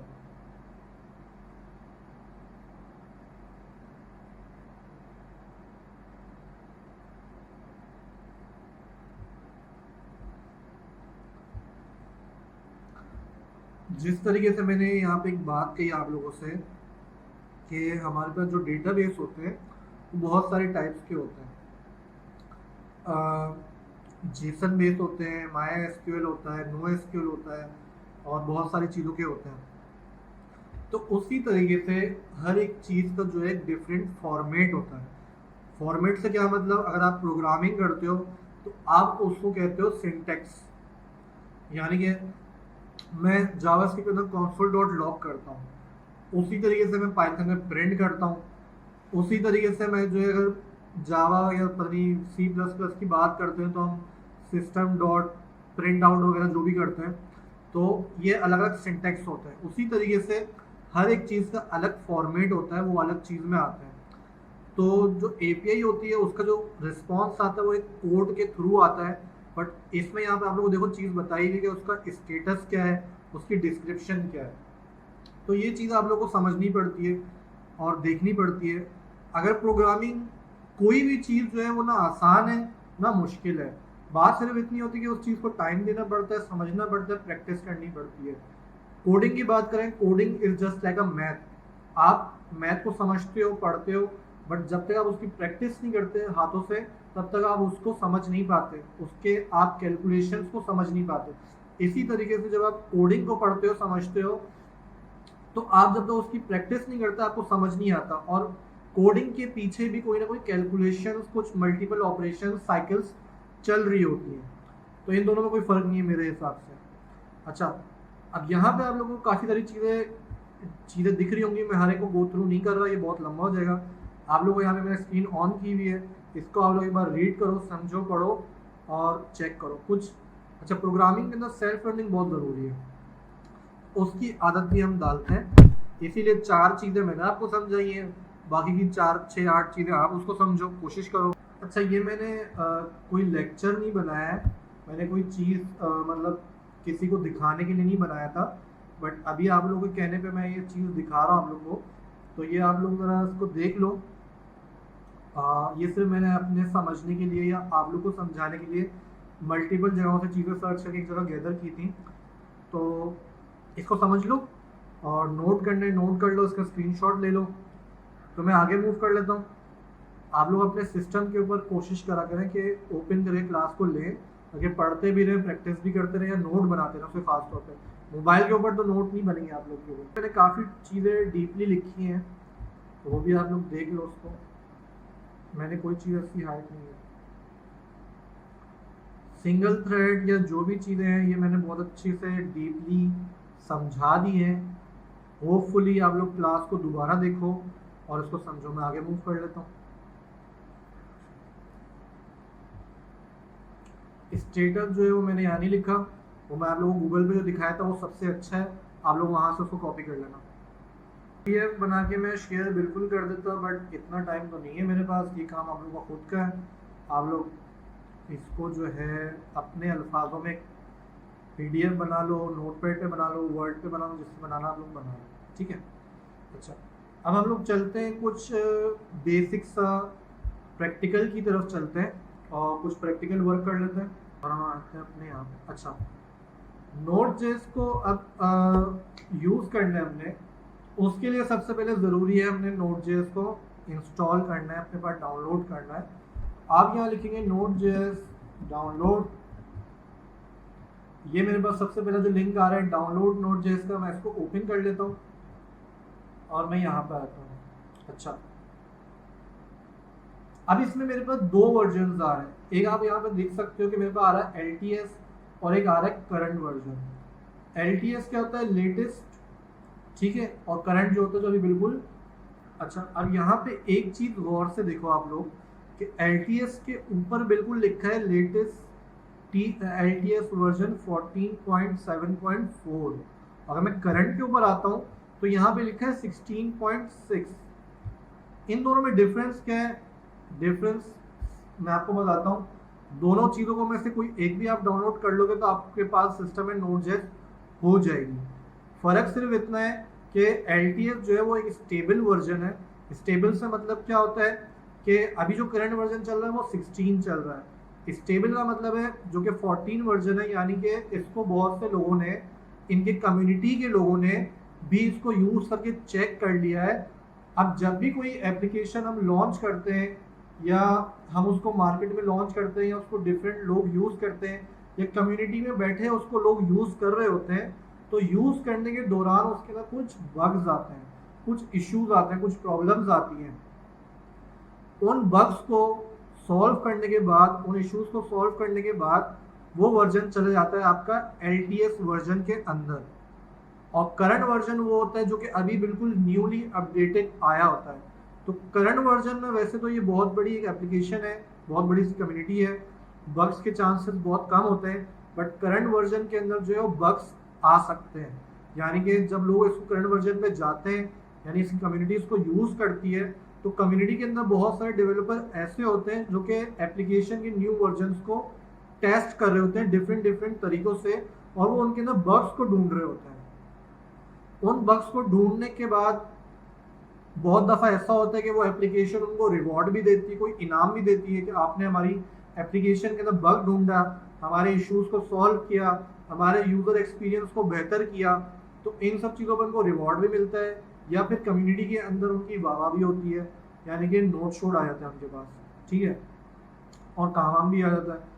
LTS में क्या होता है कि भाई स्टेबल वर्जन है, सारी चीज़ें मुकम्मल है, बिल्कुल ठीक ठाक है, तो हम इसको इंस्टॉल करते हैं।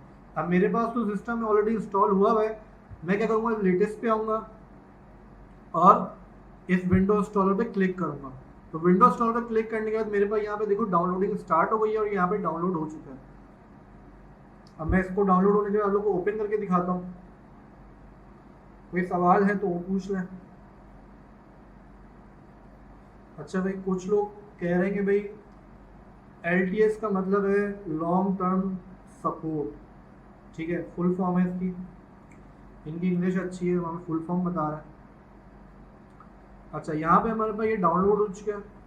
मैं यहाँ पे इसको पहले शो इन फोल्डर कर लेता हूँ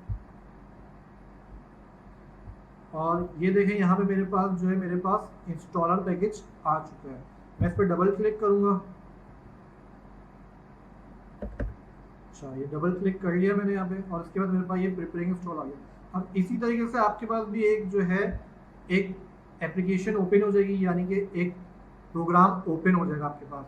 ये कुछ यहाँ पे इंस्टॉलिंग कर रहा है, कुछ चीज़ कर रहा है, उसके बाद आपके पास यहाँ पे नेक्स्ट का बटन इनेबल हो जाएगा।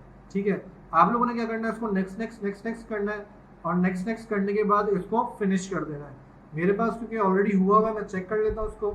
अच्छा, जब आप लोग के पास ये इंस्टॉल हो जाए उसके बाद आपने क्या लिखना है यहाँ पे, CMD लिखने के बाद आपने लिखना है पे नोट माइनस वर्जन। तो ये देखो यहाँ पे मेरे पास कौन सा वर्जन आ रहा है, वर्जन 12 आ रहा है, यानी कि मैंने काफ़ी टाइम पहले इसको इंस्टॉल किया था तो मेरे पास वर्जन 12 आ रहा है। आप लोग इसको अभी जो मैंने LTS किया है, मैं चाहूँ तो इसको नेक्स्ट नेक्स्ट करने के बाद इसको अपडेट भी कर सकता हूँ यहाँ पे, तो मेरे पास ये 14 हो जाएगा। तो मैं भी फिलहाल इसको अपडेट नहीं करता, समझ लें मेरे पास इंस्टॉल हो चुका है ये। और यहाँ पे आखिर में आपके पास इसी तरीके से फिनिश का बटन आ जाएगा। यहाँ पे आप लोगों ने इसको फिनिश कर लिया। अब हम बात करते हैं यहाँ पे एक प्रोजेक्ट क्रिएट करने की। जब भी आप कोई प्रोजेक्ट क्रिएट करते हो, आपके लिए सबसे पहले ज़रूरी कि आप उसके लिए एक अलग सा स्पेसिफिकली फोल्डर बना लो। मैं यहाँ पे बना देता हूँ Node.js क्लास। ठीक है, ये मैंने एक एप्लीकेशन बनाई, हमारे पास ये फोल्डर ओपन हो गया। अब Node.js के बेसिकली एक लाइब्रेरी है, एक क्या कहते हैं उसको, फ्रेमवर्क है जावास्क्रिप्ट का। और जब भी आप किसी फ्रेमवर्क की बात करते हैं या आप किसी लाइब्रेरी की बात करते हैं, तो वो जो चीज़ होती है वो एप्लीकेशन क्रिएट होती है कुछ कमांड के थ्रू होती है। कमांड यानी कि हम कुछ लाइन ऑफ कोड लिखते हैं और उसके बाद वो एप्लीकेशन क्रिएट होती है। तो हम यहाँ आते हैं, सबसे पहले ऊपर आप लोगों को देखोगे मैं यहाँ पे इसको मैंने क्लिक करा, यहाँ पे मैं इस फोल्डर के अंदर CMD लिख रहा हूँ और CMD लिखने के बाद मेरे पास ये एक कमांड प्रॉम्प्ट ओपन हो गया। कहाँ पे हो गया, ई फोल्डर के Node.js क्लास फोल्डर के अंदर CMD ओपन हो गया। यानी कि मैं जो भी यहाँ पे कमांड लिखूंगा वो सारा काम इस फोल्डर के अंदर होगा। अच्छा जी, तो हम क्या करते हैं, Node.js एप्लीकेशन को बनाने के लिए हम यहाँ लिखते हैं npm init।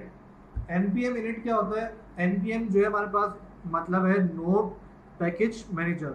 यानी कि जब भी आप जो है Node.js को इंस्टॉल करते हो, चलाते हो, रन करते हो, तो उसके बाद Node.js का एक सर्विस कह लो, लाइब्रेरी कह लो, एक मेथड कह लो, ये हमें मिलता है जो कहता है npm करने के बाद हम उसको करते हैं npm init करने के बाद ये सबसे पहले हमसे पूछ रहा है पैकेज का नेम, यानी कि जो आप ये एप्लीकेशन बनाना चाह रहे हो उसको आप नाम क्या देना चाहते हो। ठीक है, उस पे अगर आप यहाँ पे कुछ भी नहीं लिखते, आप सिंपली एंटर कर दो। बट अच्छी चीज़ ये है कि आप पैकेज का नेम यहाँ पे लिख लो। मैं यहाँ पे लिख लेता हूँ Node.js, या मैं लिख लेता हूँ बैकएंड क्लास। ठीक है, ये तो नाम मैं इसलिए लिख रहा हूँ क्योंकि अभी हम जो क्लास हमारी चल रही है बैकएंड की है, वरना आप यहाँ पे वो नाम लिखोगे जो आप जिस चीज़ का प्रोजेक्ट बना रहे हो, जो काम आप लोग कर रहे हो। यानी कि जब फेसबुक ने बनाई होगी तो फेसबुक ने ये लिखा होगा फेसबुक है बैकएंड, इंस्टाग्राम ने बनाई इंस्टाग्राम बैकएंड। आप लोग जब कोई कैलकुलेटर के लिए बनाओगे, किसी एप्लीकेशन, कोई एप्लीकेशन, बहुत सारे प्रोजेक्ट्स होते हैं, उनके लिए जब आप बनाओगे तो आप कुछ इस चीज़ से रिलेटेड नाम दोगे। मैंने यहाँ पे कर दिया, इसको लिखने के बाद एंटर। अब यहाँ पे कह रहा है मुझे वर्जन कौन सा चाहिए आपको, तो मुझे ये सब डिटेल देने की ज़रूरत नहीं है। अगर मैं यहाँ पे सिर्फ एंटर करता रहूँगा तो ये डिफ़ॉल्ट वैल्यूज़ को उठाएगा और एक एप्लीकेशन को क्रिएट कर देगा। डिफ़ॉल्ट से मतलब जो कि अभी इसमें ऑलरेडी इंस्टॉल हुई हुई है, जो कि चल रही है। ठीक है, मैंने एंटर कर दिया, डिस्क्रिप्शन में मैंने एंटर कर दिया, एंट्री पॉइंट, टेस्ट कमांड। तो यहाँ पे मैंने क्या लिखा है, सबसे पहले अपने प्रोजेक्ट को इनिशियलाइज करने के बाद पैकेज का नाम दिया है, फिर उसके बाद ये मुझसे जो कुछ पूछ रहा है उसका मैं सिंपली एंटर कर रहा हूँ। एंटर करने के बाद ये है कि यहाँ पे ये सारी चीज़ें डिफ़ॉल्ट उठा लेगा। मैंने एंटर किया। ऑथर लाइसेंस भी मांग रहा है मुझसे, लाइसेंस भी मैंने इसको नहीं दिया, मैंने एंटर कर दिया कि इसके डिफ़ॉल्ट लाइसेंस उठा लिया।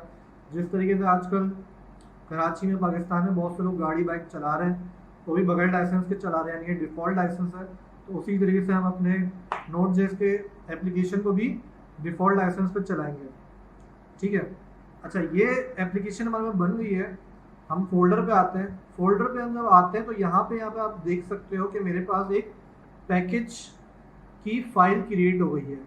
और इसके ऊपर जब मैं होवर कर रहा हूँ, यानी कि अपने कर्सर को लेके आ रहा हूँ, तो इस पे लिखा है जेसन सोर्स फाइल।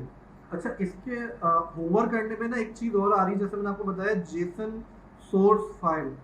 तो जेसन से मैंने आपको एक चीज़ समझाई थी अभी कि जेसन का सिंपल मतलब होता है ऑब्जेक्ट की पेयर रिलेशन। ठीक है, तो अच्छा यहाँ पे मेरे पास आ गई पैकेज की फाइल।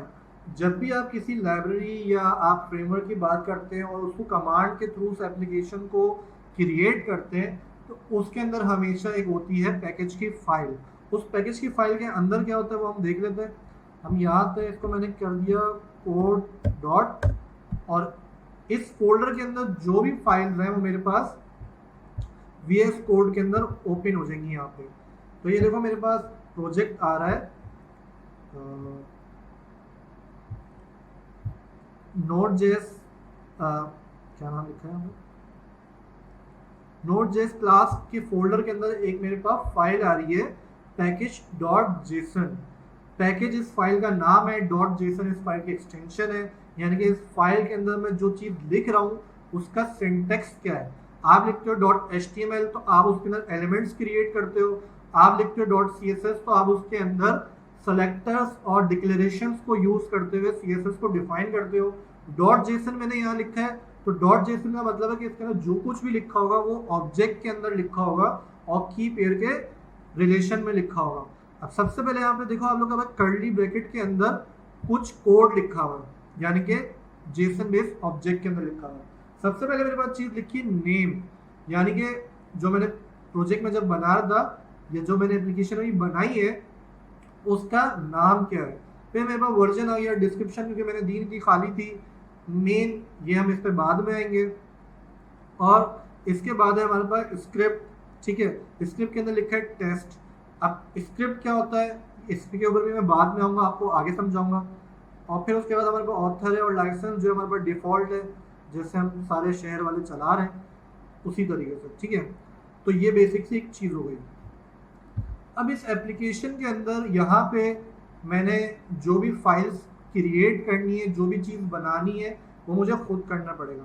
तो सबसे पहले जो हम इसमें फाइल बनाएंगे वो बनाएंगे हम index.js की, और index.js यानी कि जावास्क्रिप्ट की फाइल, क्योंकि ये Node.js जो है जावास्क्रिप्ट के ऊपर बना हुआ है, जावास्क्रिप्ट की लाइब्रेरी है, तो इसकी जो भी फाइल होंगी वो हमारे पास एक्सटेंशन होगी जावास्क्रिप्ट की यानी कि JS की।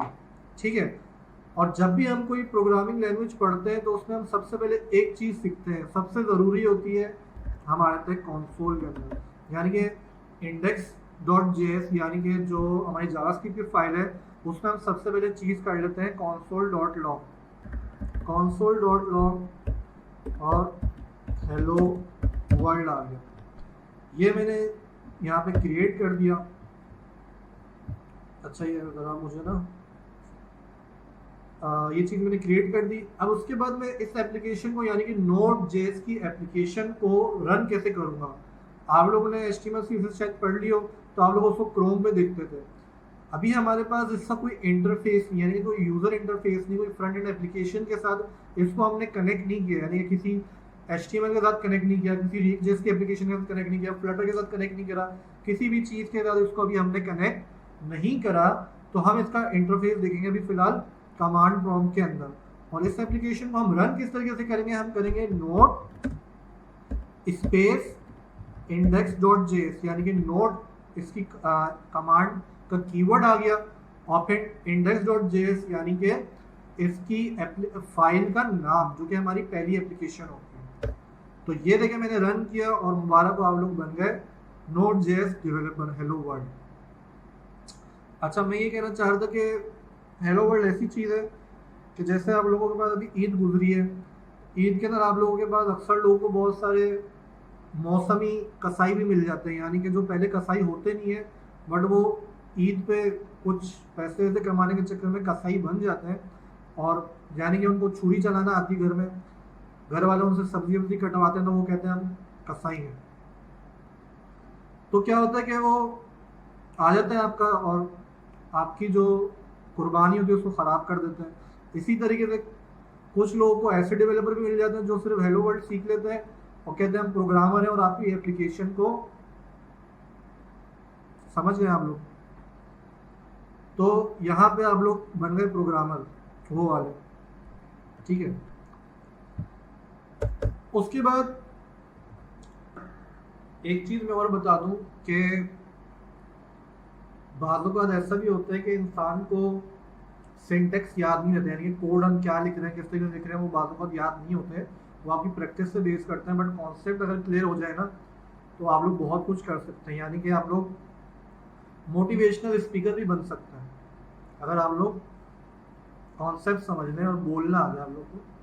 तो आजकल बहुत से होते हैं ना, वो यूट्यूब के ऊपर भी कोई मोटिवेशनल स्पीकर बने होते हैं, अलग अलग कहानियाँ बना रहे होते हैं कि उसने उसको 10 साल पहले गोली मारी थी, वो उसको लगी नहीं, वो दरख्त में घुस गई, और फिर उसने 10 साल बाद उस दरख्त को काटा, वो गोली वापसी निकल के खुद से चल के उस बंदे को लग गई, 10 साल पहला वाला बदला पूरा हो गया।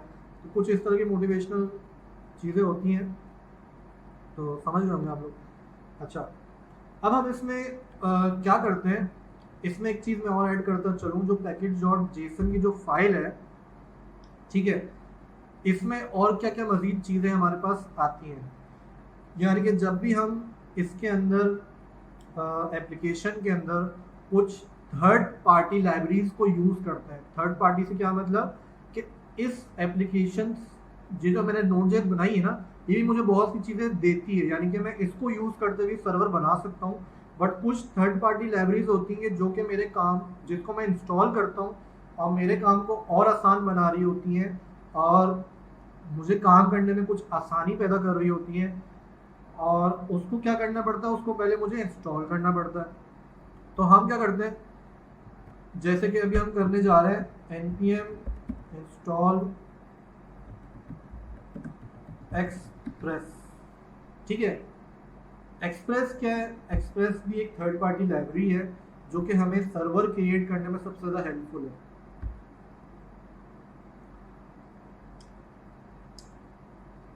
अच्छा, ये हम एक तो चीज़ इंस्टॉल कर लेते हैं सबसे पहले। आज हम जो है सिंपल सा एक एपीआई बना के, सबसे पहले हम सर्वर बनाएंगे अपना, और सर्वर बनाने के बाद एक एपीआई बनाएंगे बेसिक सी। उस एपीआई को समझने के लिए एक चीज़ मैं आप लोगों को समझाऊंगा, वो बहुत ज़रूरी है। उस चीज़ को अगर आप लोगों ने समझ लिया तो आप लोगों को एक कॉन्सेप्ट जो है, यानी एपीआई बनाने का जो कॉन्सेप्ट है वो समझ आ जाएगा, ठीक है।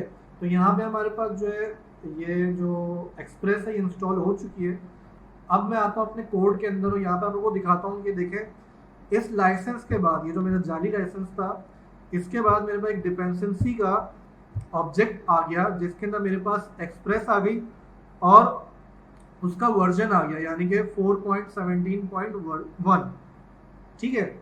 तो ये जो एक थर्ड पार्टी लाइब्रेरी थी मेरे पास मेरे एप्लीकेशन के अंदर इंस्टॉल हो चुकी है, यानी कि इसको मैं यूज़ कर सकता हूँ। अब होता क्या है कि जो थर्ड पार्टी लाइब्रेरीज होती है ना, ये मेरे पास इंस्टॉल होने के बाद इनका जो सिर्फ नाम होता है ना, वो मेरे पास package.json की फाइल के अंदर आता है, यानी कि डिपेंडेंसीज के अंदर सिर्फ उस लाइब्रेरी का नाम आता है और वर्जन आता है, यानी कि मेरे पास एक्सप्रेस आ गया और उसका वर्जन आ गया।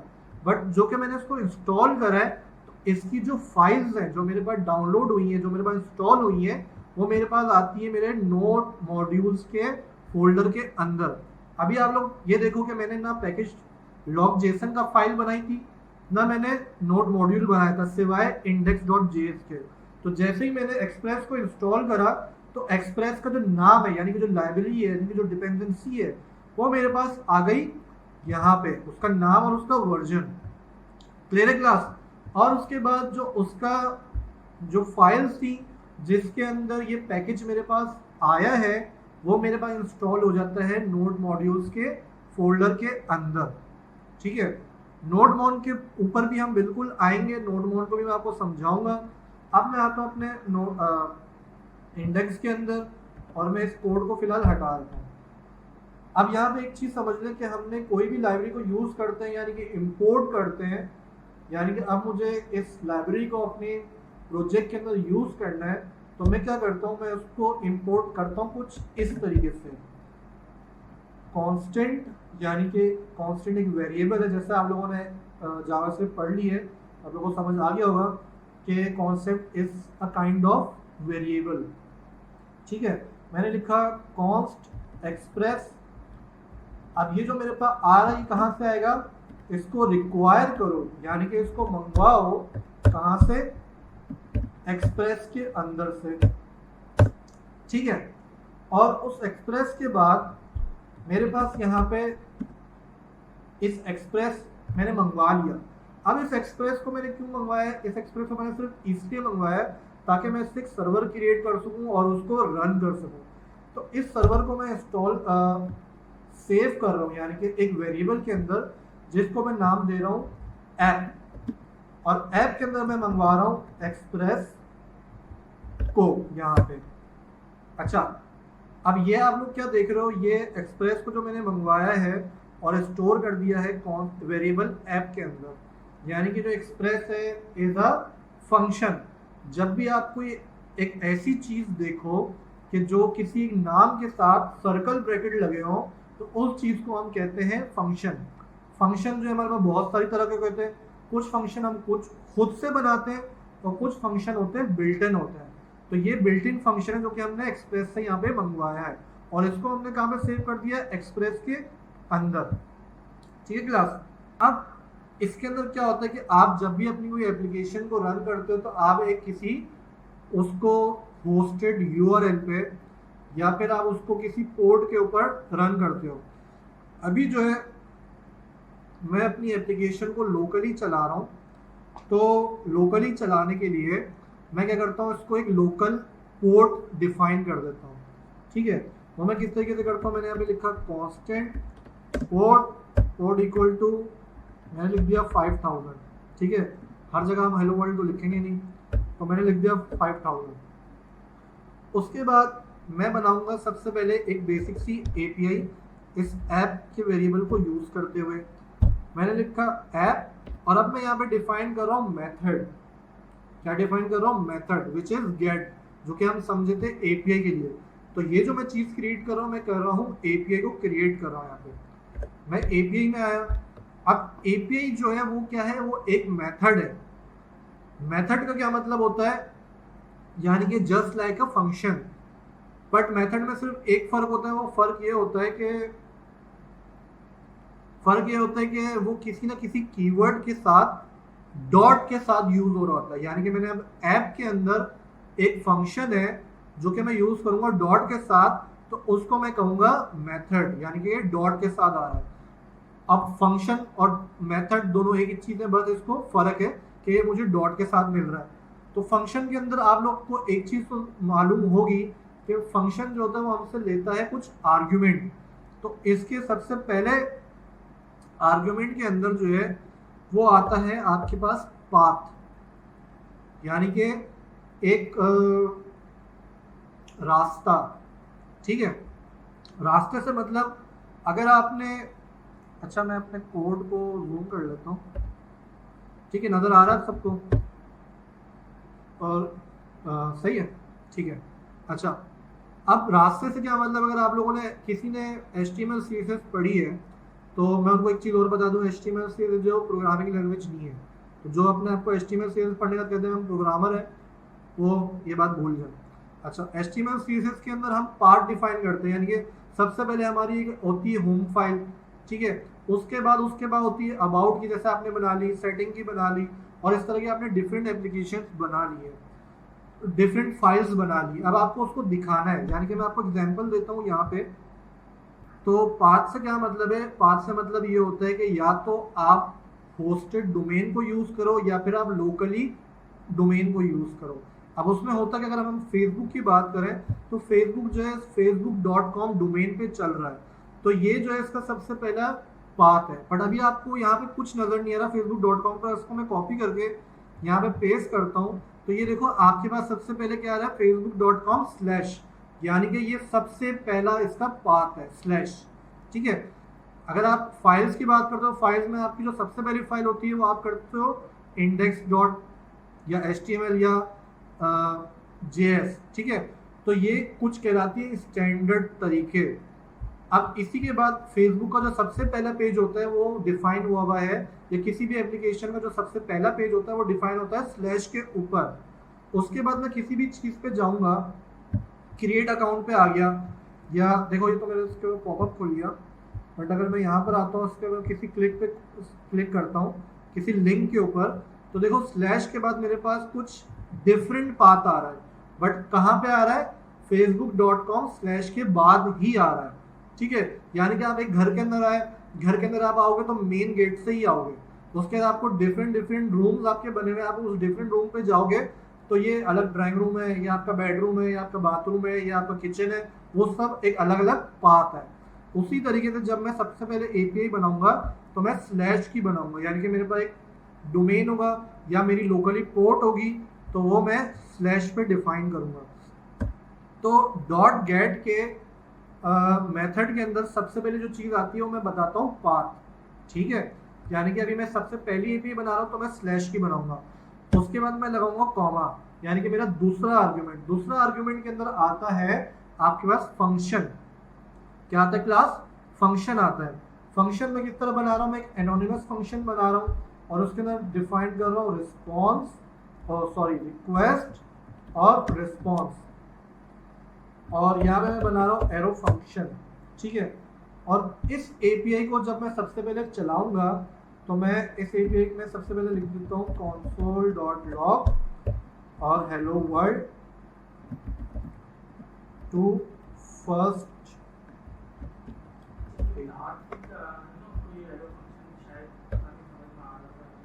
ठीक है, देखो अगर कोई यहाँ पे डिफरेंट प्रोग्रामर बैठा हुआ है, यानी कि HTML CSS तो प्रोग्रामर नहीं होता, बट अगर कोई डार्ट, फ्लटर या कोई और लैंग्वेज PHP सीख कर आ रहा है तो उनको मैं एक चीज़ बता देता हूँ कि हाँ, एरो फंक्शन तो बहुत सी जगहों पे होता है, बट अगर किसी को बिल्कुल प्रोग्रामिंग लैंग्वेज नहीं पता तो ये जो एक फंक्शन है सिर्फ आप लोग इतना समझ लो। ठीक है, यूज़र जब इस एपीआई को कॉल करेगा तो ये पाथ कॉल होगा और उसके बिहाफ पे ये एक फंक्शन चलेगा। इस फंक्शन के अंदर भी दो आर्गुमेंट है। सबसे पहला आर्गुमेंट क्या है, रिक्वेस्ट का है और एक रिस्पॉन्स का है। रिक्वेस्ट से मतलब क्या होता है कि रिक्वेस्ट में मुझे वो चीज़ मिलेगी जो कि यूज़र ने फ्रंट एंड से भेजी है, तो वो जो भी चीज़ मुझे भेजेगा वो मुझे रिक्वेस्ट में मिलेगी, और यूज़र को मैं जो चीज़ भेजूंगा वो मैं रिस्पॉन्स के अंदर भेजूंगा। क्लियर है क्लास यहाँ तक? अच्छा, ये मेरी बन गई सबसे पहली एपीआई। कंसोल से अभी मैं जो है सिर्फ यूज़र को शो कर रहा हूँ, कोई चीज़ भेज नहीं रहा, क्योंकि मैंने यहाँ पे कोई रिक्वेस्ट और रिस्पॉन्स को यूज़ नहीं करा। उसके बाद मेरा यहाँ पे एक एपीआई क्रिएट हुई है, मेरा अभी तक जो एप्लीकेशन है वो रन नहीं हुई है। तो एप्लीकेशन को यानी कि सर्वर को रन करने के लिए मैं क्या करूँगा, app.listen, मैं क्या करूँगा, लिसन का मेथड यूज़ करूँगा, और लिसन के अंदर मेरे पास सबसे पहले मैं डिफाइन करता हूँ पोर्ट को, यानी कि मेरे पास जो 5000 है वो मैं 5000 को डिफाइन करता हूँ, और उसके बाद मैं यहाँ पे डिफाइन कर देता हूँ अगेन एक फंक्शन। अब मैं यहाँ पे मेरा मर्जी है कि मैं यहाँ पे एरो फंक्शन बनाऊँ या कीवर्ड के साथ एक फंक्शन बनाऊँ, तो ये सारी चीज़ें यहाँ पे। और यहाँ पे मैंने इसको क्या करा, console.log, यानी कि अगेन मैं console.log कर रहा हूँ और इसमें ये बताता हूँ सिर्फ और सिर्फ कि रनिंग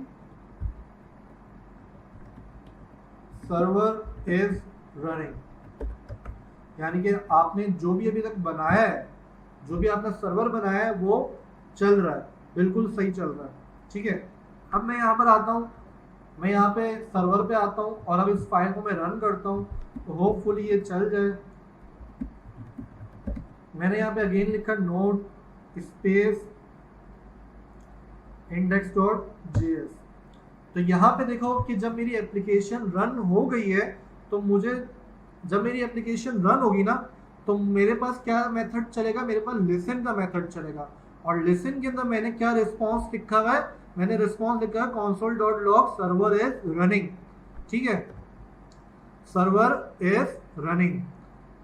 तो यहाँ तक ये मेरा जो एप्लीकेशन है, जो मेरे पास Node.js की एप्लीकेशन है वो रन हो चुकी है, यानी मेरा सर्वर बन चुका है, सर्वर मेरा चल चुका है, यहाँ तक सर्वर रन हो चुका है। दूसरी चीज़ हमने इसमें क्या करनी है, दूसरी चीज़ हमने इसमें करनी है कि जब हमने एपीआई बनाई है उसको हमने रन करके चेक करना है कि भाई वो रन हो भी रही है कि नहीं हो रही, जो कि हमारा सबसे पहला पाथ चल रहा है, यानी कि स्लैश का पाथ चल रहा है, ठीक है। उसको हम देख लेते हैं। अब उसको हम कैसे देखेंगे, उसको हम इस तरह देखेंगे कि हमने जो ये पोर्ट बनाई है 5000 की, इसको हम रन करेंगे, ठीक है। मैं यहाँ पर अपने टैब पर आता हूँ और साथ साथ में यहाँ पे इंस्पेक्ट करके कंसोल को भी ओपन कर लेता हूँ, क्योंकि अभी जो मेरे पास रिस्पॉन्स आ रहा है वो कंसोल पे आ रहा है, वो फ्रंट एंड किसी पे नहीं आ रहा। अभी मैंने इसको किसी फ्रंट एंड के साथ कनेक्ट नहीं किया हुआ, ठीक है। कंसोल पे आते हैं और मैं यहाँ पे क्या लिखूंगा, मैं यहाँ पे लिखूंगा लोकल होस्ट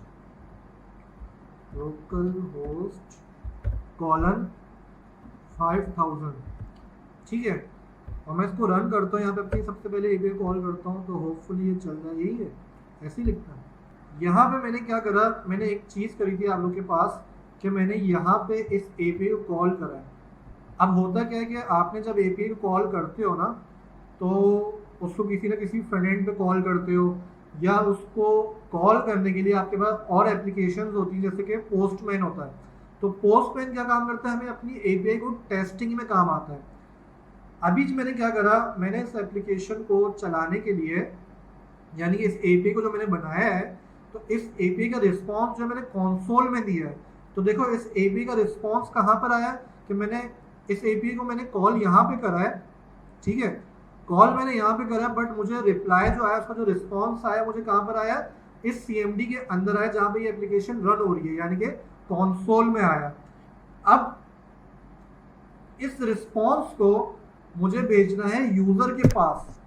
उसके लिए हम क्या करते हैं, उसके लिए हम यहाँ पे करते हैं, मैं यहाँ पर आता हूँ और सिंपली console.log के आगे response.send कर देता हूँ, ठीक है। मैंने कर दिया response.send, यानी कि इस स्लैश वाले पाथ पे जो भी यूजर आ रहा है, उसको जो रिस्पॉन्स जाएगा वो जाएगा hello world to first API. इसको मैंने क्या करा, मैंने चेंज करा अपने कोड के अंदर, मैंने क्या करा, कुछ चेंजेस करी है और इसको सेव किया है। अब जो मैंने चेंजेस किए ना, इसकी वजह से होता क्या है कि मैं अभी आपको यहाँ पे दिखाता हूँ कि मैं दोबारा से एपीआई कॉल करता हूँ, देखो मेरे को अभी कोई रिस्पॉन्स नहीं आ रहा। रिस्पॉन्स जो आ रहा है मेरे पास वो यहीं पर आ रहा है, वो इसलिए आ रहा है क्योंकि मैंने जो चेंजेस करी है ना, उसको दोबारा से मुझे देखने के लिए अपने सर्वर को बंद करके दोबारा से रन करना पड़ेगा, यानी कि अपडेट करना पड़ेगा, चेंज करना पड़ेगा, तो फिर मेरे पास आ सकता है। तो देखो मैं यहाँ पर आया, मैंने लिखा लोकल होस्ट 5000 और देखो अब मेरे पास रिस्पॉन्स क्या है, hello world to first API, यानी कि रिस्पॉन्स डॉट सेंड के थ्रू मेरे पास जो वहाँ से रिक्वेस्ट यूजर ने भेजी है स्लैश वाली एपीआई पे, तो मैं उसको रिक्वेस्ट कहाँ भेजा, मैंने रिक्वेस्ट और डॉट सेंड के मेथड के अंदर, तो मेरे पास यहाँ पर आ गया। मैंने यहाँ पे क्या करा, मैंने अपने कोड के अंदर कुछ चीज़ों को चेंज करा है और चेंज करने के बाद मुझे अपने सर्वर को जो है ना दोबारा से रीस्टार्ट करना पड़ा है। तो ये तो चीज़ सही नहीं है, ये तो रियल टाइम नहीं हुआ, ऐसे ही है। तो इसके साथ हम क्या करते हैं, एक लाइब्रेरी और यूज़ करते हैं जिसको हम कहते हैं नोडमॉन। क्या कहते हैं, नोडमॉन। नोडमॉन हमें हेल्प करता है कि जब भी हम अपनी एप्लीकेशन, सर्वर साइड एप्लीकेशन में कोई चीज़ चेंज करते हैं, तो वो खुद से हमारी इस सर्वर साइड एप्लीकेशन को रीस्टार्ट कर देता है, ठीक है। तो हम आते हैं नोडमॉन के ऊपर, नोडमॉन को हम इंस्टॉल करते हैं, npm इंस्टॉल। अब देखो ये इतना बड़ा इंस्टॉल है ना, इसके लिए हमारे पास एक और शॉर्ट फॉर्म होता है कि हम डायरेक्टली लिख दें आई, npm आई का मतलब होता है इंस्टॉल, और आगे मैंने लाइब्रेरी का नाम लिख दिया नोडमॉन, ठीक है। तो ये मेरे पास नोडमॉन स्टार्ट हो जाएगा यहाँ पे इंस्टॉल होना। प्रोडक्शन इन्वायरमेंट के अंदर भी एक्सप्रेस यूज होता है भाई। देखो प्रोडक्शन हो या टेस्टिंग फेज हो आपके पास, उसका एक्सप्रेस से कोई ताल्लुक नहीं होता। एक्सप्रेस सिर्फ एक काम होता है, वो काम ये होता है कि आपके सर्वर को क्रिएट करना, रन करना। क्लियर है यहाँ तक? अच्छा, नोडमॉन तो हमारे पास यहाँ पे रन हो गया। अब नोडमॉन को रन कैसे करेंगे, यानी कि नोडमॉन को हम यूज कैसे करेंगे? तो मैंने आपको कहा था कि स्क्रिप्ट के ऊपर मैं बाद में आऊँगा, यानी कि मैं अपने package.json की फाइल में आता हूँ और स्क्रिप्ट के अंदर मैं बाद में आऊँगा। मैंने आप लोगों को ये कहा था स्क्रिप्ट के अंदर यानी कि जो मैं यहाँ पे कमांड लिख रहा हूँ ना, नोड index.js, ठीक है, तो इसको मुझे डायरेक्टली अगर चलाना है यानी कि इस कमांड को मुझे चेंज करना है, तो मैं क्या करूँगा, मैं उसकी जगह यहाँ पे अपनी मर्जी की कमांड क्रिएट करूँगा, अपनी मर्जी की कमांड क्रिएट करूँगा और उस चीज़ को मैं रन करूँगा। अब मैं क्या लिखता हूँ, मैंने यहाँ पे लिख दिया स्टार्ट, एक की बनाई है और की की मैंने वैल्यू दे दी यहाँ पे node-mon index.js, ठीक है, यानी कि एग्जाम्पल क्या है जो मैं अभी तक लिख रहा था, नोड स्पेस index.js, उसी तरीके से मैंने यहाँ पे लिख दिया node-mon स्पेस index.js, यानी कि जो मैं कमांड वहां लिख रहा था उस कमांड को मैंने यहाँ पे स्टोर कर दिया किसके अंदर, सिंपली स्टार्ट के अंदर, ठीक है, स्टार्ट के अंदर मैंने सेव कर दिया। यानी कि मैंने अपनी एग्जांपल अगर मैं आप लोगों को बताऊं कि मेरे पास एक बहुत बड़ी कमांड है और मुझे ज़रूरत पड़ रही है उसको बार बार चलाने के लिए, तो मैंने सिंपल काम क्या किया, मैंने उस बड़ी कमांड को उठाया, स्क्रिप्ट के अंदर आया, एक मैंने की बनाई, उसकी वैल्यू के अंदर उस कमांड को लिखा और उसको सेव कर दिया। फिर मैं यहाँ पर आऊँगा, अब ये जो मैंने यहाँ पे कमांड लिखी है इसको मैं चलाऊँगा कैसे, अब इसको मैं चलाऊँगा npm के नाम से, यानी कि npm की कमांड से। मैंने लिखा npm के बाद मैं डायरेक्ट लिखूंगा स्टार्ट। npm स्टार्ट क्या करेगा, npm यानी कि node package manager, node package manager से मतलब है पैकेज.json की फाइल में जाओ, स्टार्ट की डिपेंडेंसी को उठाओ और उसके अंदर जो भी वैल्यू है उसको चला दो, ठीक है। npm क्या करता है, मैं अगेन बता रहा हूँ, npm काम ये करता है कि npm नोड पैकेज मैनेजर की फाइल में जाता है, वहां पे जाता है, वहां पे स्क्रिप्ट के अंदर इस स्टार्ट की को सर्च करेगा और उसके अंदर जो भी वैल्यू लिखी होगी उसको रन करेगा। तो मैं जब npm स्टार्ट करूंगा तो ये चलेगा node-mon index.js। अच्छा, इससे तो ये कमांड चल जाएगी। दूसरी चीज इससे क्या होगी, इससे चीज ये होगी कि जब जब मैं अपनी बैकएंड की एप्लीकेशन में कोई चीज को चेंज करूंगा ना, ठीक है, कोई भी चीज को चेंज करूंगा तो मुझे दोबारा से रीस्टार्ट करने की जरूरत नहीं पड़ेगी, जो मैंने पहले किया था, यानी कंट्रोल सी करके मैंने अपने उसको टर्मिनेट किया और दोबारा नोड स्पेस index.js करा, वो उसकी मुझे जरूरत नहीं है।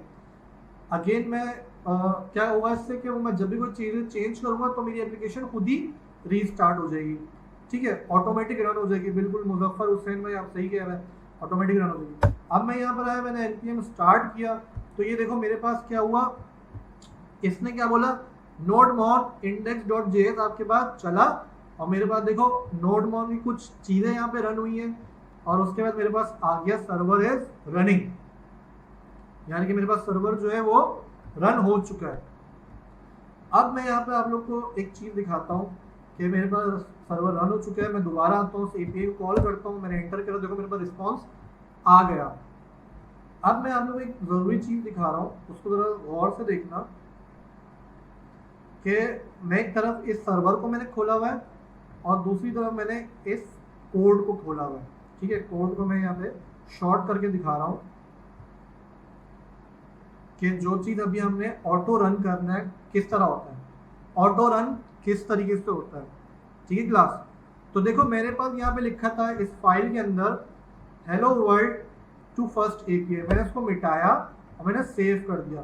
देखो सेव जैसे ही करा, मेरे पास सर्वर रनिंग के बाद node-mon जो है वो दोबारा चला खुद से, जो चीज़ मैंने पहले की थी कंट्रोल सी करके उसको टर्मिनेट किया था और उसको बंद कर दिया था, और अब मैंने जो है उसको दोबारा रन किया था, तो अब मुझे उसको दोबारा रन करने की जरूरत नहीं पड़ी है।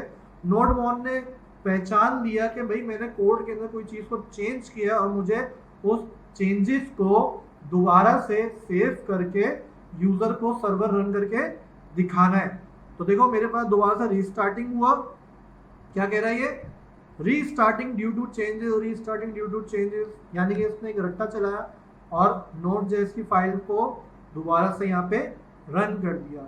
अब मेरे पास यहाँ पे लिखा है हेलो वर्ल्ड, मैं जाता हूँ यहाँ पे, मेरे पास भी आता है hello world to first API, मैंने इसको दोबारा से यानी कि रीस्टार्ट करा, इस एपीआई को दोबारा से कॉल करा, तो देखो मेरे पास क्या आ गया, हेलो वर्ल्ड आ गया।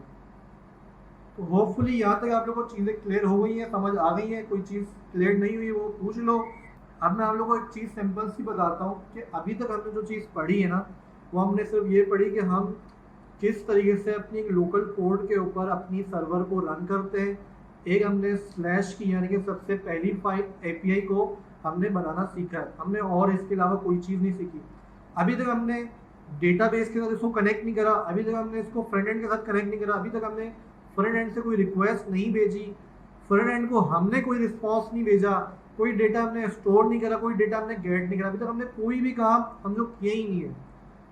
अभी तक हम लोकल कसाई हैं, ठीक है। बट अभी तक जो चीज़ हमने समझी है वो सबसे ज़्यादा ज़रूरी और सबसे ज़्यादा इम्पॉर्टेंट है आपकी एप्लीकेशन को बनाने के लिए।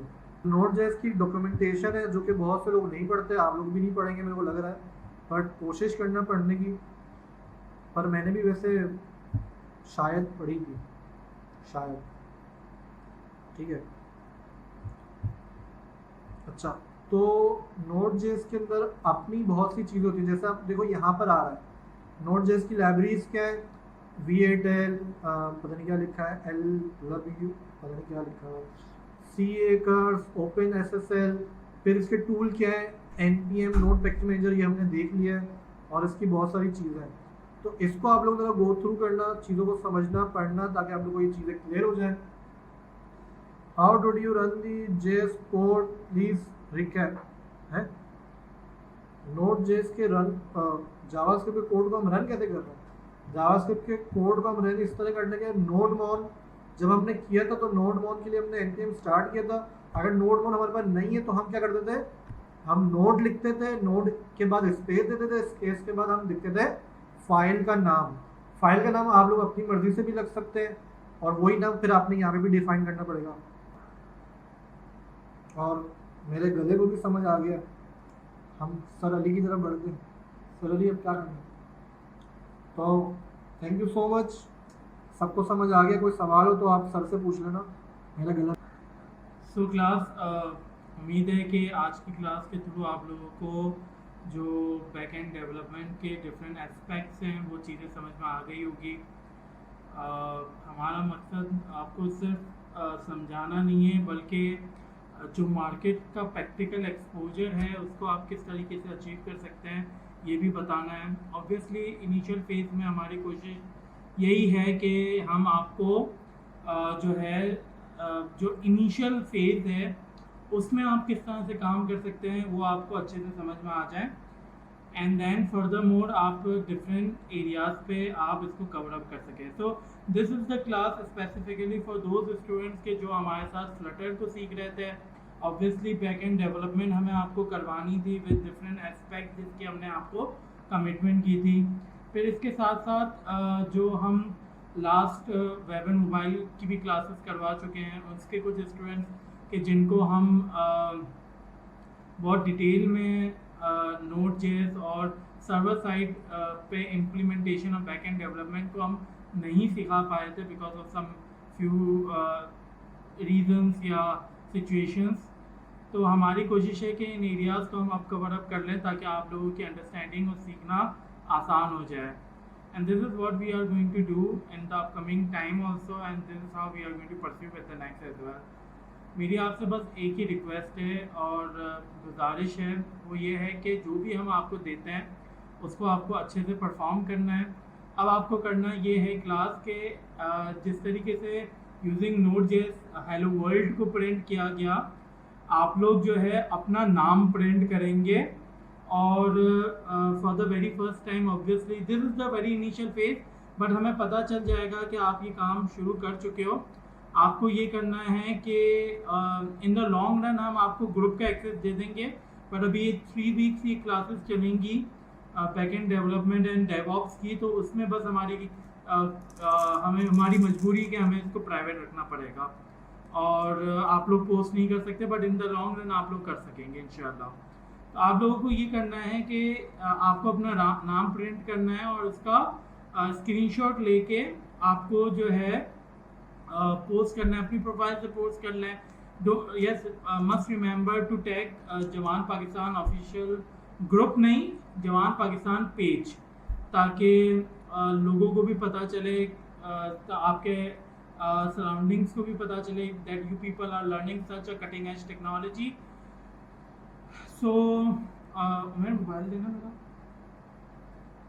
सो this is it class, and I hope कि आज की क्लास के थ्रू आपको बेहतर अंडरस्टैंडिंग आ गई होगी। एंड आज की क्लास के बाद इंशाल्लाह हम मज़ीद एस्पेक्ट्स को और एरियाज़ को कवर करेंगे बेहतर तौर पर, ताकि आपकी लर्निंग और अंडरस्टैंडिंग भी अच्छे तरीके से हो सके। अपने रिश्तेदारों और अपने गिरदो नवा के लोगों का बहुत ख्याल रखिएगा। अल्लाह ने के बाद।